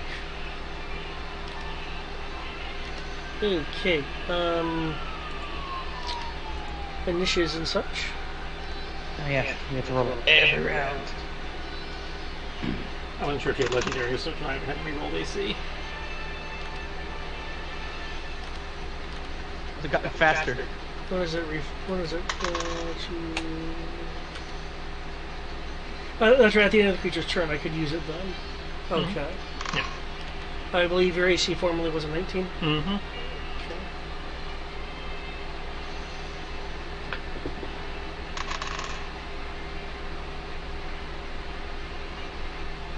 Something happening. Sounds like she's Yeah. legendary.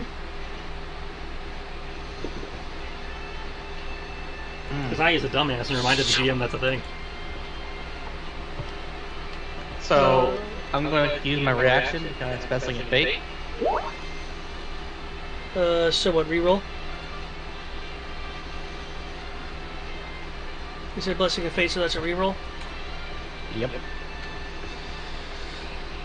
Some cats, a high enough level to do that.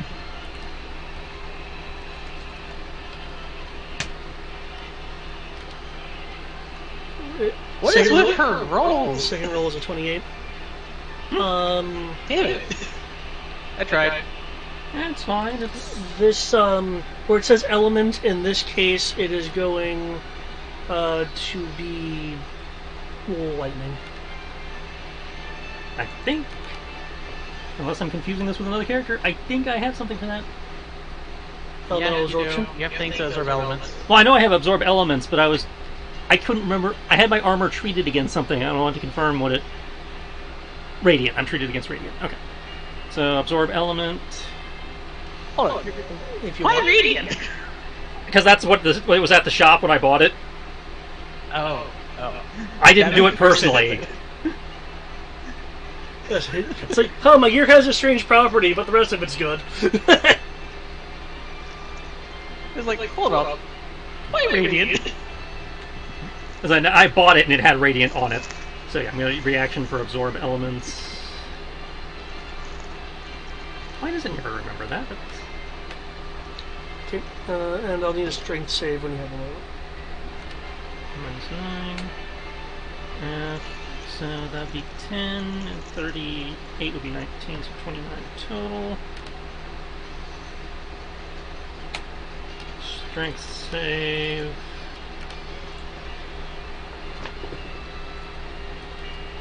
Rolls.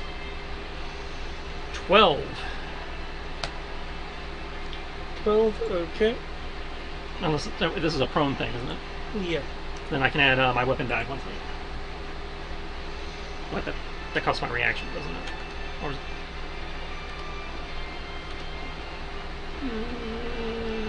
I hope it doesn't cost reaction. It's not that big a deal. I got a lot of movement, so. True, but it makes it easier for her. Grinding Bolt, you as a reaction, yeah. So I can't do that. Okay. Okay. So I is prone. Okay, you're prone. You're prone on a tree, though. So I'm on the branch where I was standing. Well, because you're falling prone, I'm not sure if you're going to fall from the tree or not. Can you make me a dexterity save? No, it would make sense that he'd still be on the tree. Depends on how wide the branch is. Dirty 20. Okay, yeah, you're able to be on the branch and not Okay. fall.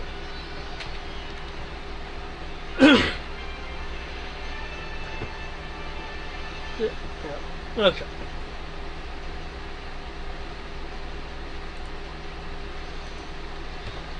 The hit clearly came with some force Yeah. behind it. Okay, road. Okay.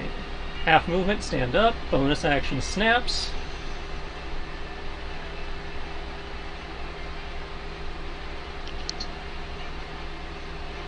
And then let this bitch have it.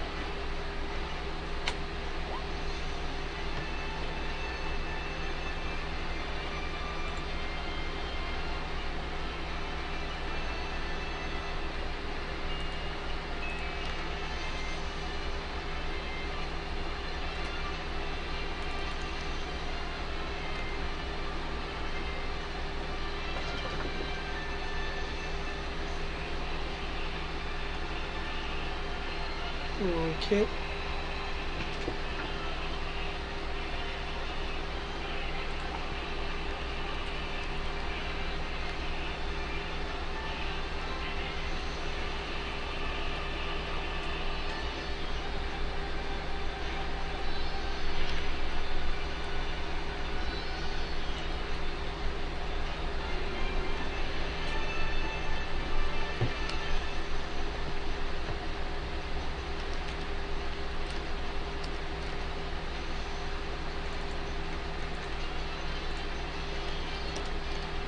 Silence.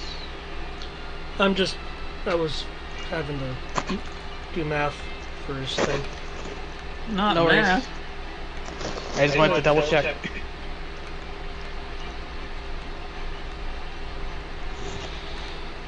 Because I know that Tristan already did all his stuff, so I thought you were like waiting on me to say something. Or do something. Okay. Ah. You are more skilled than I gave you credit for. Why does that always surprise people? Well, unlike Homros, I don't even know who you are. Romagus. Ember, first class. Non-union. Oh. Mr. Magus. Interesting. Do you know who you're related to? Yep.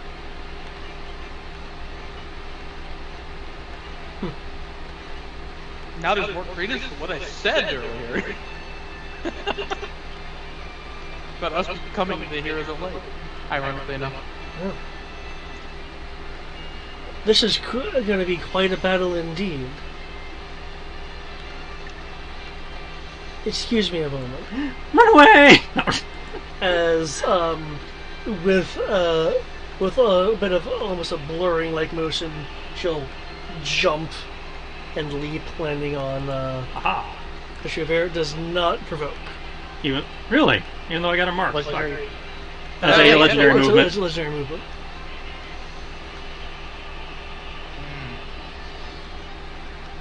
It's okay. That just means I forced her to burn a legendary.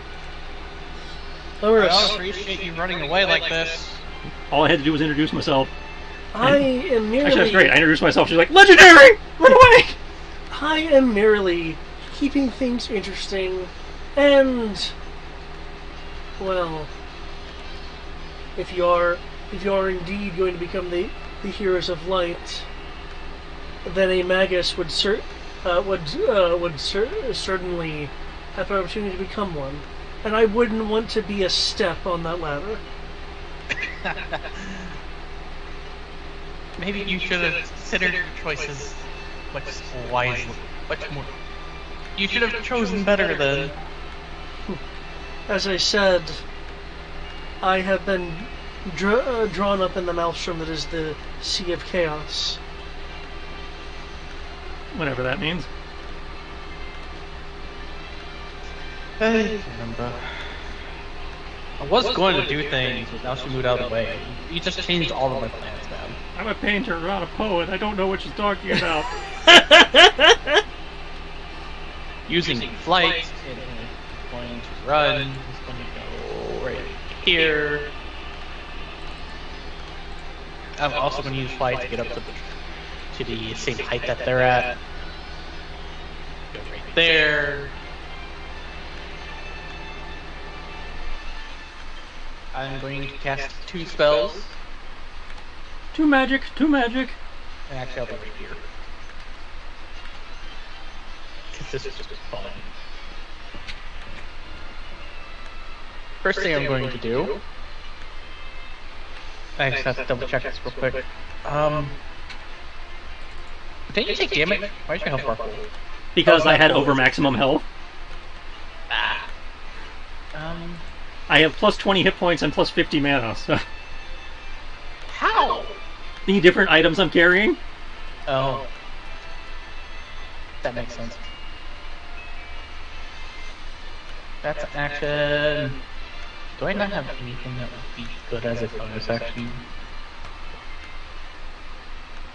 I am truly sad now. You know what? No. I will cast Holy Weapon on myself.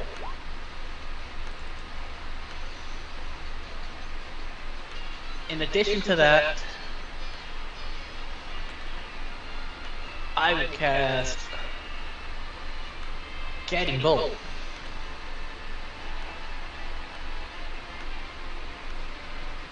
You okay? And I will cast Guiding Bolt at A level. A level? Did I hear that right? Yeah. Yeah. I'm not gonna say it until you decide it, because you got counterspell. No You counterspell. can counterspell anything? No counterspell. I counterspell. No. Plot twist. Actually, Guiding Bolt is... I admit there have been a couple times where I've been tempted. It's like, damn it, you're not stealing my kill counterspell. But I've never done that. Guiding Bolt at level 2, so it's effectively level 4. I've never done that, nor do I ever intend to do that. It's just I've been tempted a couple times. Oh, I completely understand being tempted to do shit. So... It is going to be a ranged spell attack. And it's based off cast stats, so... Guiding Bolt. I am so glad for this plot item giving me +2 levels. I was saying, yeah, you can't bitch about my ridiculous amount of HP and mana when you got that. I know. I'm just like, I'm still just surprised that we have that. What's that anti-magic? It's like, it's the royal sword and that materia we got a while back. But yeah, I have the anti-magic. That also buffs my magic. So my level 2 spells are technically level 4, but the cast at level 2. It's really weird. Yeah, it's really mana efficient. Mm-hmm. So Guiding Bolt is going to be...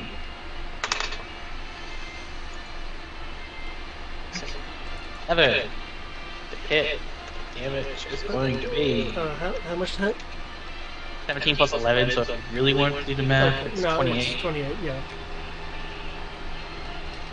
46. Whenever I cast it 1d6 plus, so I'm casting it technically 4th level. And it is a 1st level spell, so I get an additional 3d6, so it's 7d6.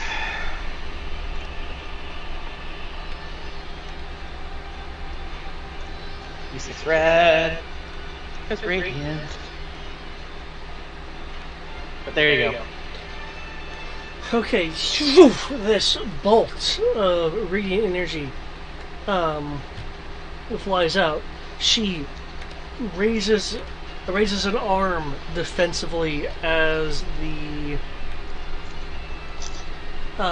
bolt, hits her. As bolts are wont to do. When the bolt hits her, it looks like the radiant light is refracted.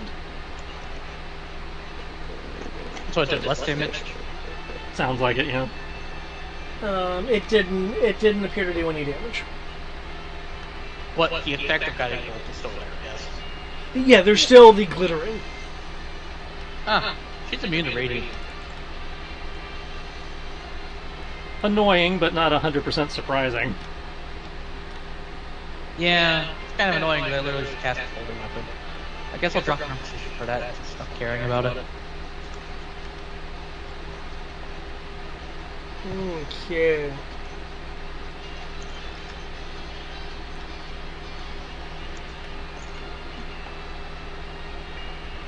Oh, that's too bad. I can't use it like that. Okay.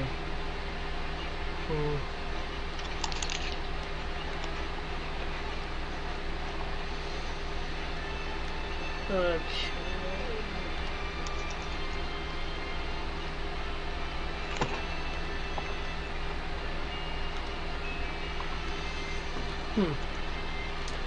Okay, and that's it for you? Mm-hmm. Okay. I mean, I technically even got Keegan close enough to take a free automatic critical hit swing at her because I did damage to her recently. So that's true. But Okay. nah, I didn't do that.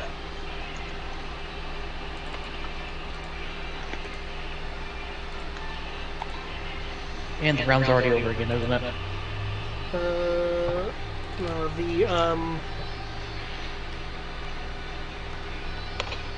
let's see.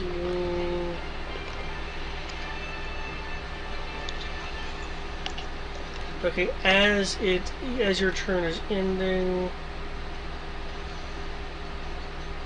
I just said she'll lash out with a crescent blast at Keegan. So turn. I do not appreciate you attacking Keegan. Omeros, Sir Magus, Non-union. Mr. Magus. There you go.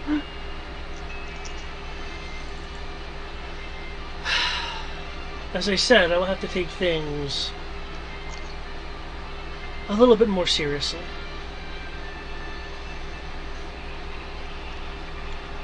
Keegan has done nothing to you yet.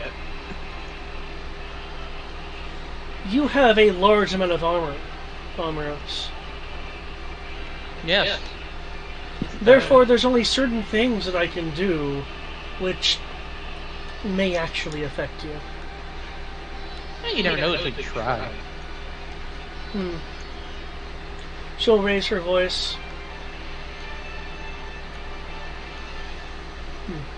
Apologies, Roxanne, though as a referee, you are, of course, a non-combatant. I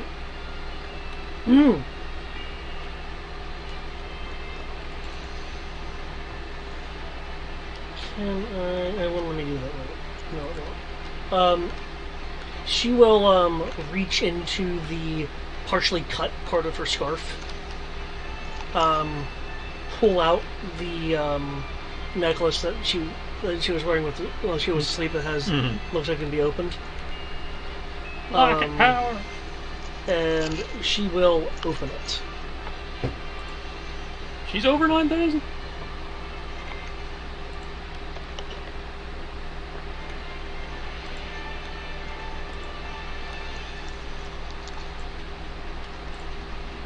That can't be good.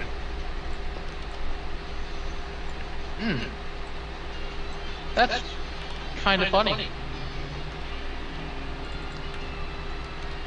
Okay. Tell me it's a dex save. It'd be hilarious. No, it's not. What is it? It is an anti-magic cone. Still doesn't affect me.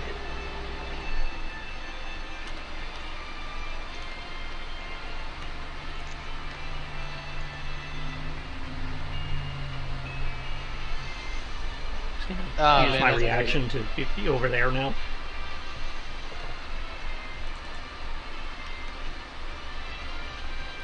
Are you like teleporting? Yeah, the augmentation that use my reaction to teleport 30 feet. Okay. I see the cone coming. It's like, nope. Okay. I'm just gonna shrug. I don't even care. Oh, I didn't realize you'd be so close to me, Mr. Magus. It's kind of, as a sword fighter, I think you'd know that proximity is kind of required. Oh, yes, but I wasn't expecting right now.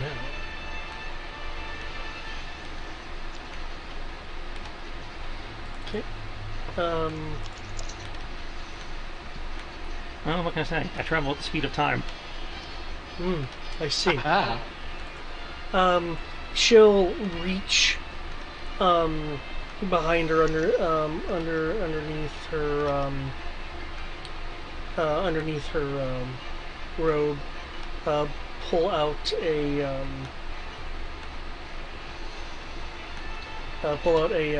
red bottle and quaff it.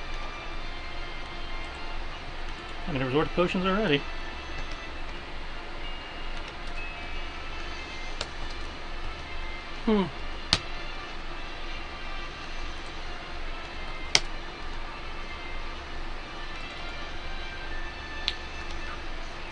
Well, I am just one woman, Mr. Magus.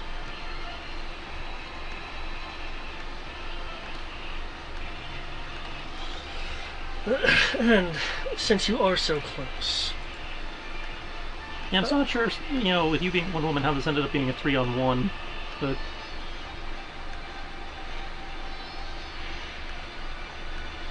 I'm not the one who made the agreement, but I can tell you this much, I'd probably lose in a one-on-one with her. To be entirely fair. Why? I hate when it does that. Okay. Let me hope this works.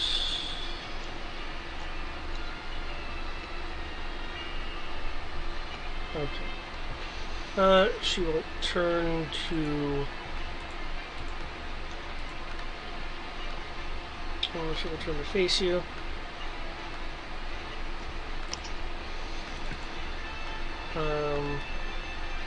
Unleash a green sword slash at you. I hope that doesn't hit you, right? 13? No, but Okay. the 29 probably does. The 29 was Keegan. Oh, Okay, everyone knows Q. okay, yeah, the 13 definitely misses. Hmm.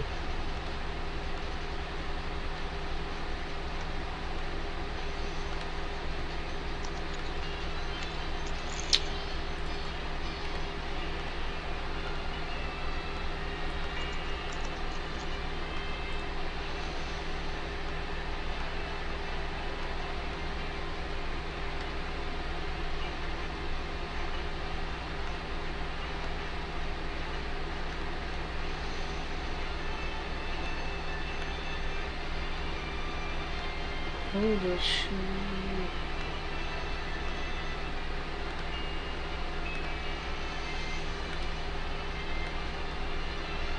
she'll leap to over here. You do get a opportunity attack. Behold the power of my opportunity.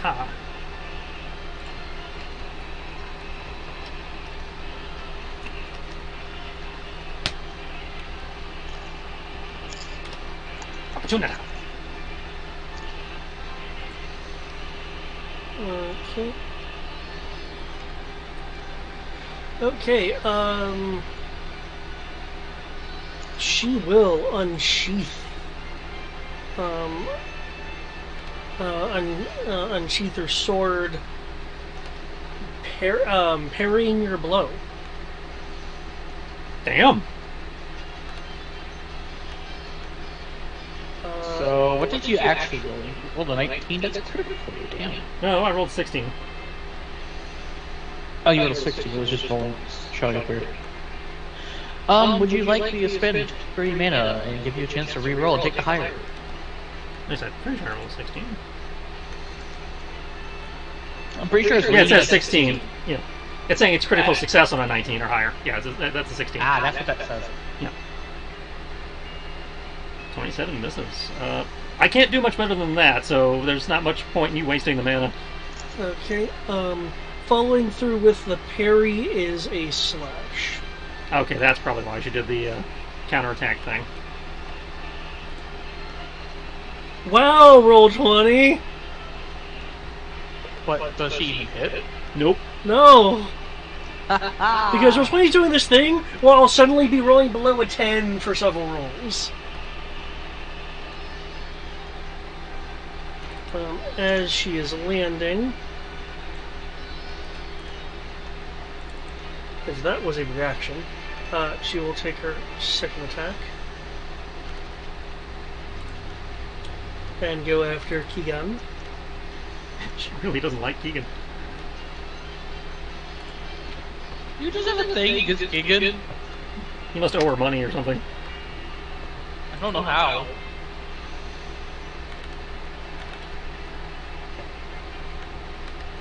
The question will fly and hit him, of course, knocking him back 5 feet.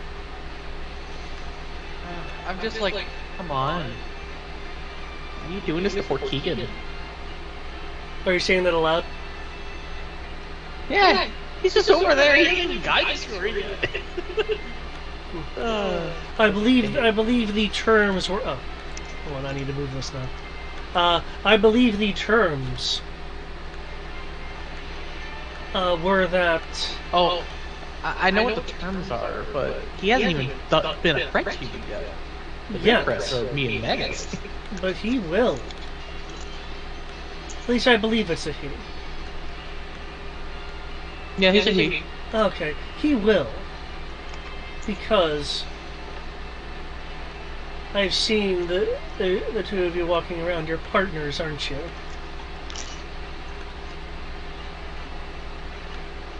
In more ways than one, apparently, as I've learned recently. Ew. Hey now, he's apparently tied to the gods somehow. Oh, Now that's interesting. probably shouldn't be advertising that. But either way, what is one without their partner? And I've really pissed off someone else who will make sure you regret it. really, if your partner reaches the threshold, wouldn't that mean that you, as the participant, is no longer viable, almost? Because I do believe this was a 3-on-3 unless your dragon here is counting as your third.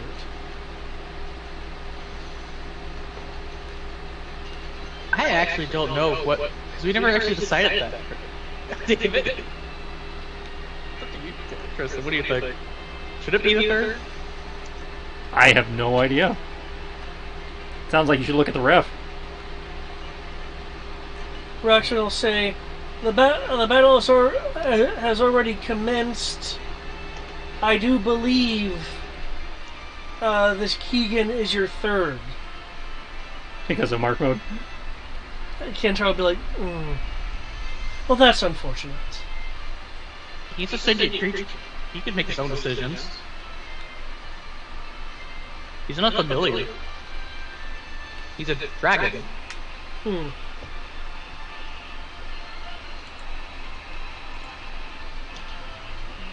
New initiative. Fury already in?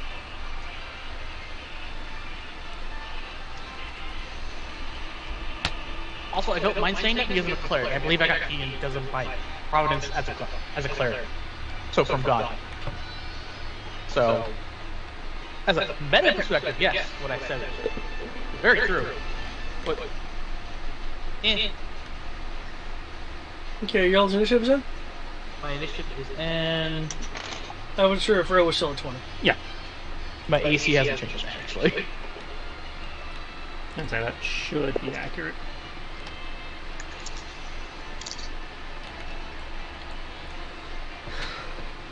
Okay, Ro. That cone just stays there? No, that's good. Actually, okay. Oop, nope. Alright. So, hold up. The way that Jones actually played out, it stayed in the same direction even though she changed her position. Unfortunately, that's how it's written. I would have had it logically follow her facing.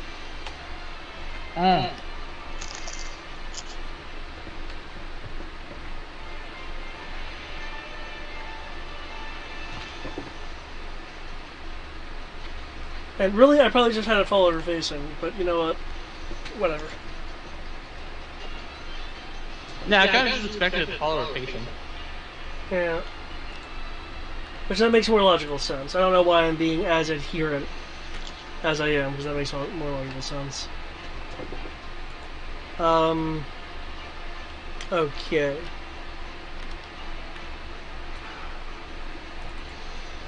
Faint 36. Holy shit. Natural 19. What roll 20? Why? I mean, it was going to be a near impossibility anyway, but that's not the point. The point is you are again throwing me these low-ass numbers. It's like the fight against the behemoth. You get your one round, and then the rest of it's over. My real d20 is kind of it's performing about as random. Okay. On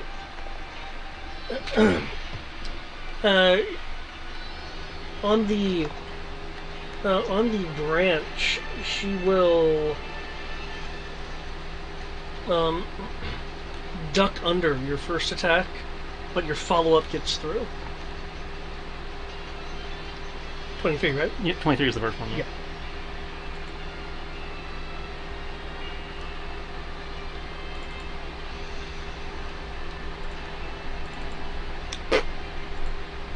Oh, and she still the cost, you should say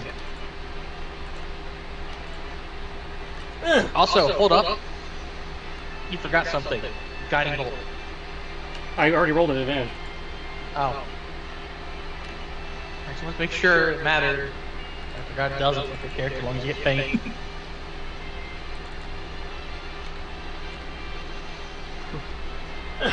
Oh, Mr. Magus, I was expecting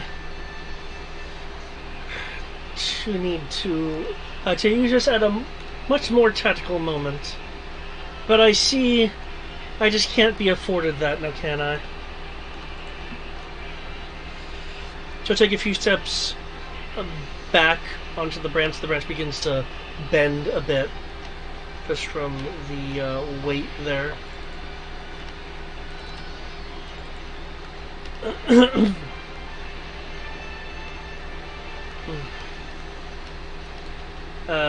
She'll grip her blade, unsheath it, changing her stance.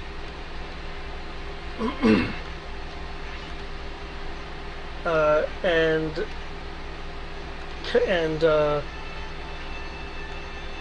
come down in a so we should do like a diagonal spin to where it's not just a question, it's like a full spin.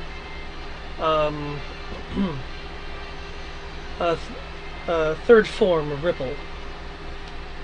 Can you make a dexterity save as this distortion of force just cuts through the air?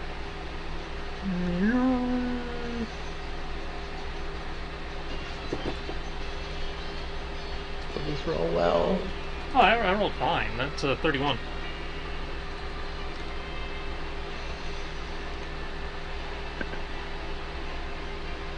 Okay. You take 12 force damage. The pain.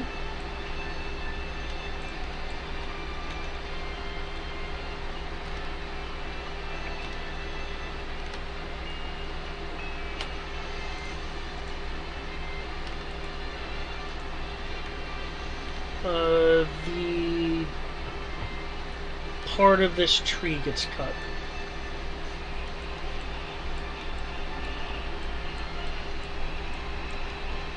Beware the sacrilege. And so does this tree and this tree. Ooh, that would have been terrifying. 5d10. The branches around you, Ro, and behind you have been cut through by this ripple. Mm-hmm. Obviously, obviously you took a partial hit. Yeah.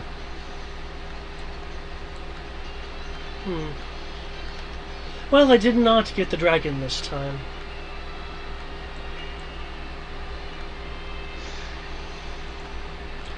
Ambrose? Yep. I changed plans because I just realized something. And I can use her own hubris against her. So I'm making rolls. So I wasn't originally going to do this, but now I'm going to.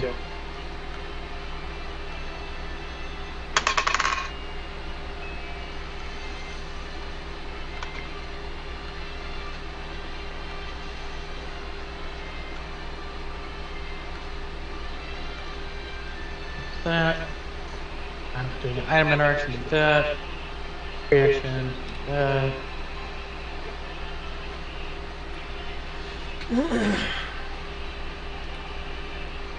Keegan will take his normal move. Actually, he will use his action though. Actually run. Or what is the equivalent of a dash for flying? Dash. I know it's still called a dash, but Oh, hello there, Mr. Dragon. it's still weird calling it that.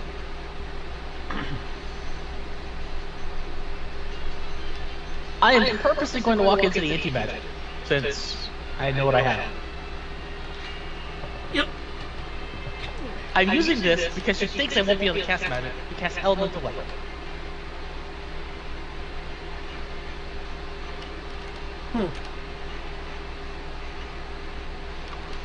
Using her own hubris of believing that anti-magic will not be able to affect it. Will be able to affect it. So I will do that. I'm casting elemental weapon. Its effect's going to be. I'm gonna go with fire. Alright. No, I'll go with acid. You go acid? Okay. Yep. So that is the attack. The damage is going to be. If I recall, for the levers, D10 plus dex plus the magical enchantment, so it would be 8d10 plus 2. And I did say that I was going to drop Holy Weapon because she was immune to Radiant, so I'll have that. I've done that. Bonus action, item interaction, reaction. That is all of that I'm rolling. And because Keegan still has his bonus action, he's going to get a free attack to automatically do a critical hit against her. What? Because I have hit her with an attack. It's a spell attack, but still an attack. And I need to double check these damages. So that much damage.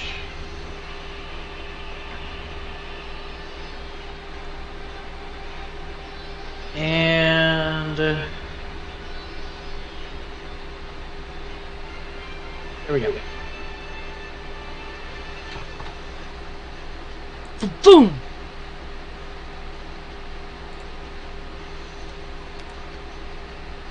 And did that as the bonus action, so I can't do any other attacks because my attacks are based off of my wisdom score as a bonus action. It's weird.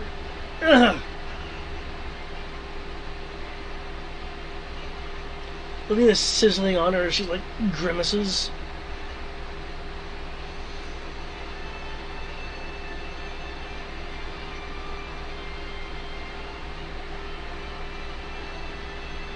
Okay. And Keegan's slash is considered magical for purposes of resistance. Oh, nice. That's good to know. Some of her covered leg by her robe is eaten away by the acid. Oh, well, one more thing that I will do. I forgot about this. I will use the card that you gave me.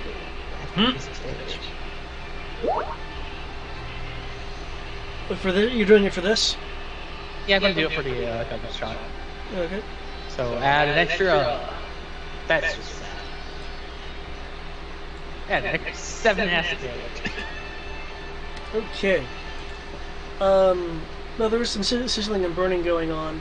Now that it's been revealed, you do see that smaller though similar to what you saw on her back, there is a rather intricate, detailed tattoo on her leg.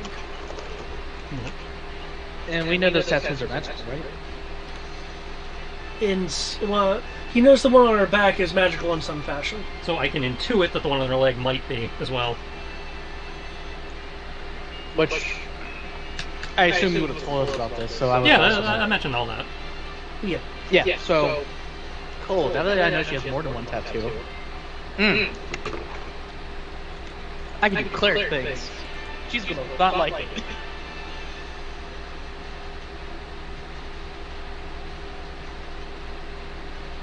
But that's my turn, so it's her turn now. Okay.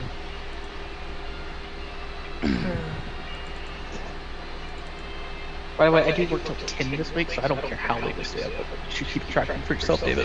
I was saying, David's got hours. Yep. I'm guessing maybe one more round.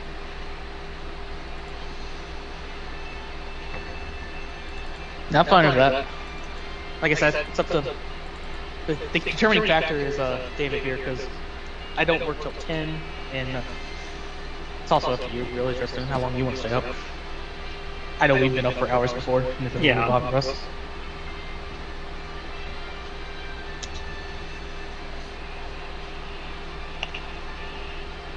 Okay.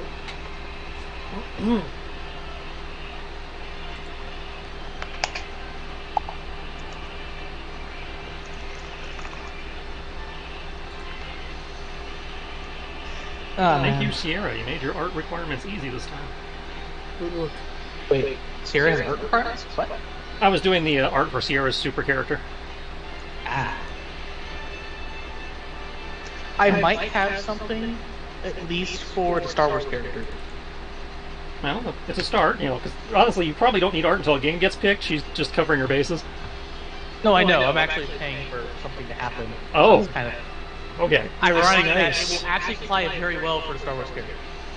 Not so much for the supers, because, well, I'm not going to play it meta, so I can't really be anything unique.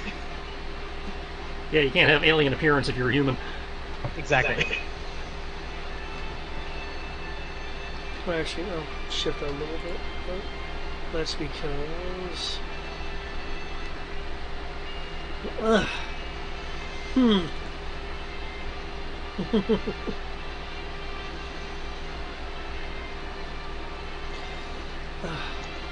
Very good.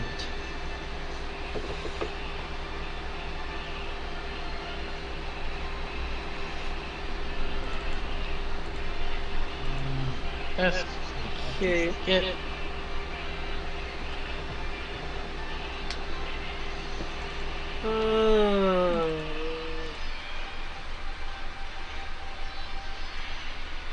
Okay. No. This is your choice. You keep running away from me, so I'm just going to start shooting you. Oh yes, I'm quite aware. Now, I'm pretty sure you would not appreciate a large two-handed sword. Okay. Question wrote. Has the anti-magic field affected your defenses at all? No. Okay. All it would do is affect my potential movement later on and my ability to make the gunblade explode. Really? That's actually tied to magic? It's considered a magical. The charges are considered magic. Huh. Weird, but okay. I thought you were just like legitimately a martial fighter just using explosives. I am a martial fighter, but the weapon is using internal energy reserves to create the elemental charges. Ah. She'll look at you. Hold up. You're a monster hunter. Great sword fighter then. As they decide that, in order to give the gunblade limited resources as opposed to just buying ammo like a normal person, they decided to make it, the charge as a class feature. So, magic. Weird. Because Okay. by all right, I'm just putting a bullet in there and then detonating it to cause a vibroblade-like effect. I kind of expected your character basically effectively be like a monster hunter character based on what was the original description, but knowing that that's technically magic, that's just... It still applies. It's kind of sad. Well, I mean, it's not that big deal. It just means I have to move 5 feet. Oh yeah, it's not a big deal for you at all. She will leap. You do, there are up attacks if you want them. Well, I get a free one because she is marked. Now, I do not get Hunter's Mark because she's gotten the cone. As she is leaping, she is making 2 slashes at Key. And that's okay. Why? She already explained her reasoning. Poor Keegan. I know her reasoning. There's logic to it.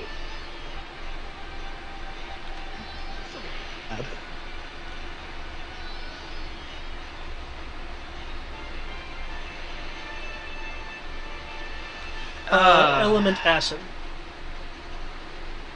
Yeah, no, I'm gonna spend the mana to say no to that. Can you please reroll that attack? But the crit though. That's exactly why Keegan would go down.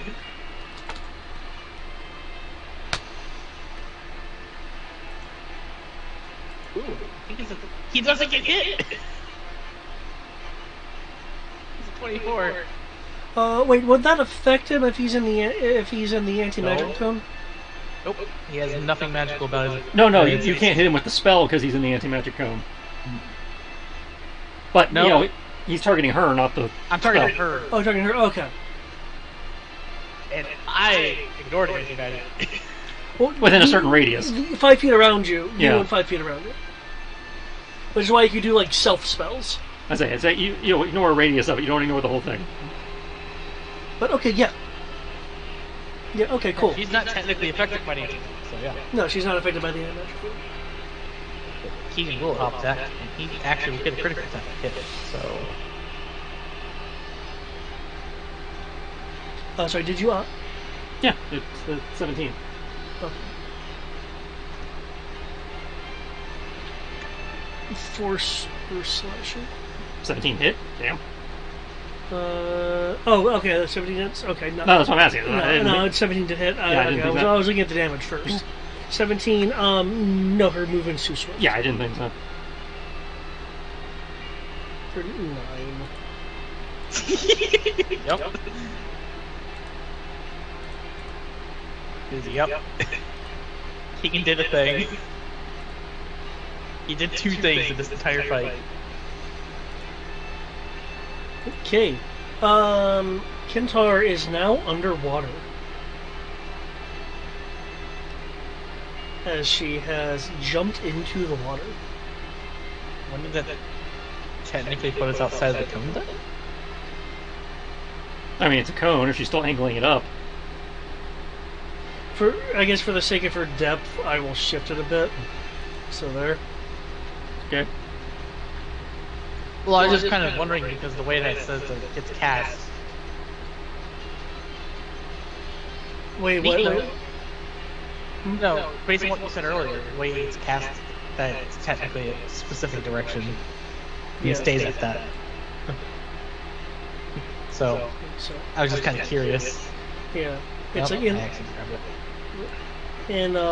I think I think in the future I may, considering how it's being generated, I think I may tweak the wording a bit. But that's for later. And that can be explained with modifications and refinements. Okay. Do we want to go one more round, or do we want to end it with her diving into the water? It's entirely up to you, David. I can go another round, or I can end it here. I'm the same way. We can end it at the top of the round, or we can. Okay. Continue. I'll say let's roll for the initiative for next round to set it up, and then we can continue. I thought I was going to down Keegan there for a second. I would have taken half the damage for that one attack. You know what? I'm curious. I will roll my real d20. Okay.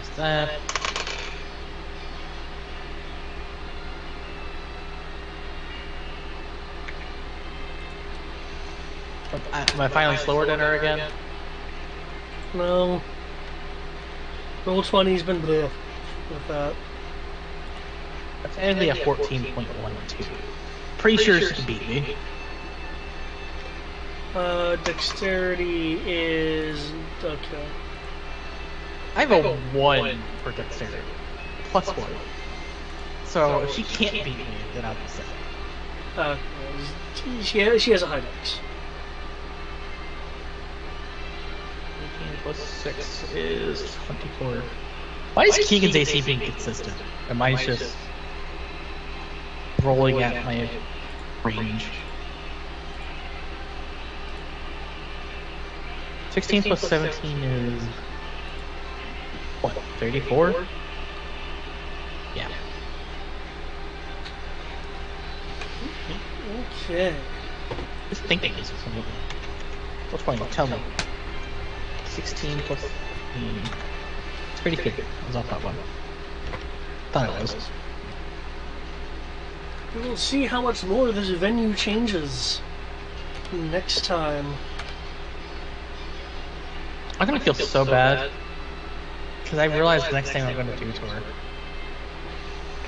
I want to dispel magic on her anti-magic locket. Well, it's a magic item, so it only just temporarily disables it, so it's not that bad. Oh, really? I thought it got rid of it if you did dispel. No, dispel cannot dispel magic items. In the same way, like an anti-magic field, like technically a rose artifacts and stuff would be suppressed. I think that's more so players don't bitch when the GM hits them with dispel magic. But when is there really ever an opportunity to use it in combat? If a person already has stuff cast on them prior to combat. Or they have, like, bullshit that's cast. Because, you don't want to run into, like, a beholder and suddenly all that cool stuff, you have, gets rendered, broken forever. Oh, that's right, because the little holder has an eye that says there's no magic. Yeah. And that eye is always on, unlike the other eyes that are random. Yeah, because isn't the anti-magic eye its main eye? Yeah, the center eye.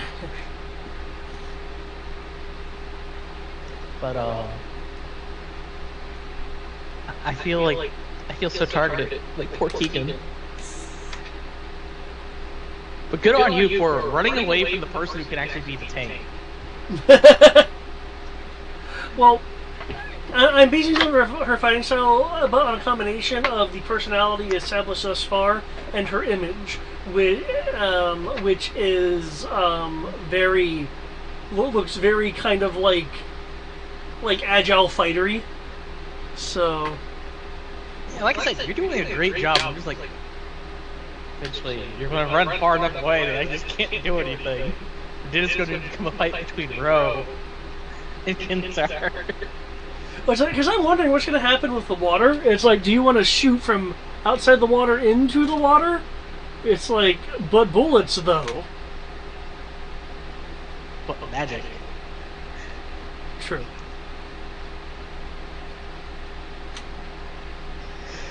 Oh, man.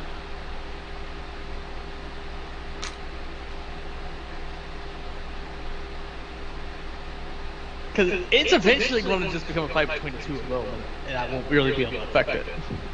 It depends on if she comes out of the water or not.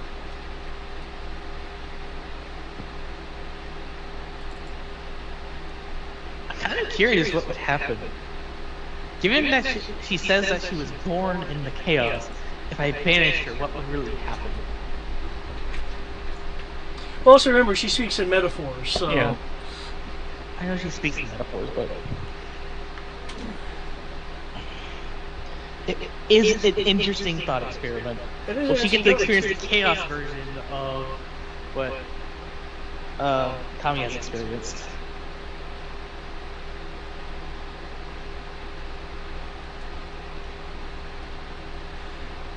If that were to work the way you think it works, that would be a very interesting thing.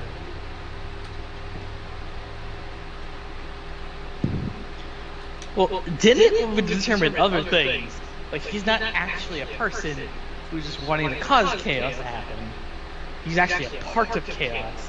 If he's a part of chaos, there's no negotiating chaos. That is true. I mean, I like your idea to test it to see what will happen. Though I know, regardless of whether it's their home plane or not. Oh, you're talking about if they just never come back. Okay. No, not that aspect of it. If whether or not she's given the way she says that she was born in chaos. If that's her home plane, she'll get sent back to that. Now, if she doesn't know that is her home plane... Well, remember, chaos is not a plane. Chaos is a creature. Then she just get pushed into like a nothing box. That's interesting. Here's a question, though. Is there a reason why chaos couldn't be both a plane and a creature? Only the system doesn't have anything like that exists already, which is a weak sauce excuse, I know, but... I mean, you asked, is there a reason? That's the only reason I can... Yeah. Yeah, creativity of GMs can allow such a thing to happen. Yeah. But... honestly... Yeah. The only thing I think of is that wouldn't... doesn't make sense for that to be a thing. What? Now, if for it is a thing, What, for it to be a creature and a plane? yeah. Well, I mean, it's a nebulous entity that may or may not have, like Elder God Lovecraftian roots. So I can see it being from such a plane, and it happens to be that that's the plane's name, but we don't know that plane exists. yeah. So we call it that because that's what it does, but it's actually where it's from. So the answer is yes, it could be named. It could be a creature that has that name because that's what the world's named it. But at the same time, that's actually the name the plane is from. Its actual name is Bob. I'm just an accountant. What the fuck? I'm just auditing your planet. The fuck? Are you trying to kill people then? Reasons. It's like I am it's a the part Galactus of accountant at law. it's a part of the auditing process. It's part of the auditing process that we can then bring you to our work plane, where the gods still are. What? Oh man, that'd be fucking weird.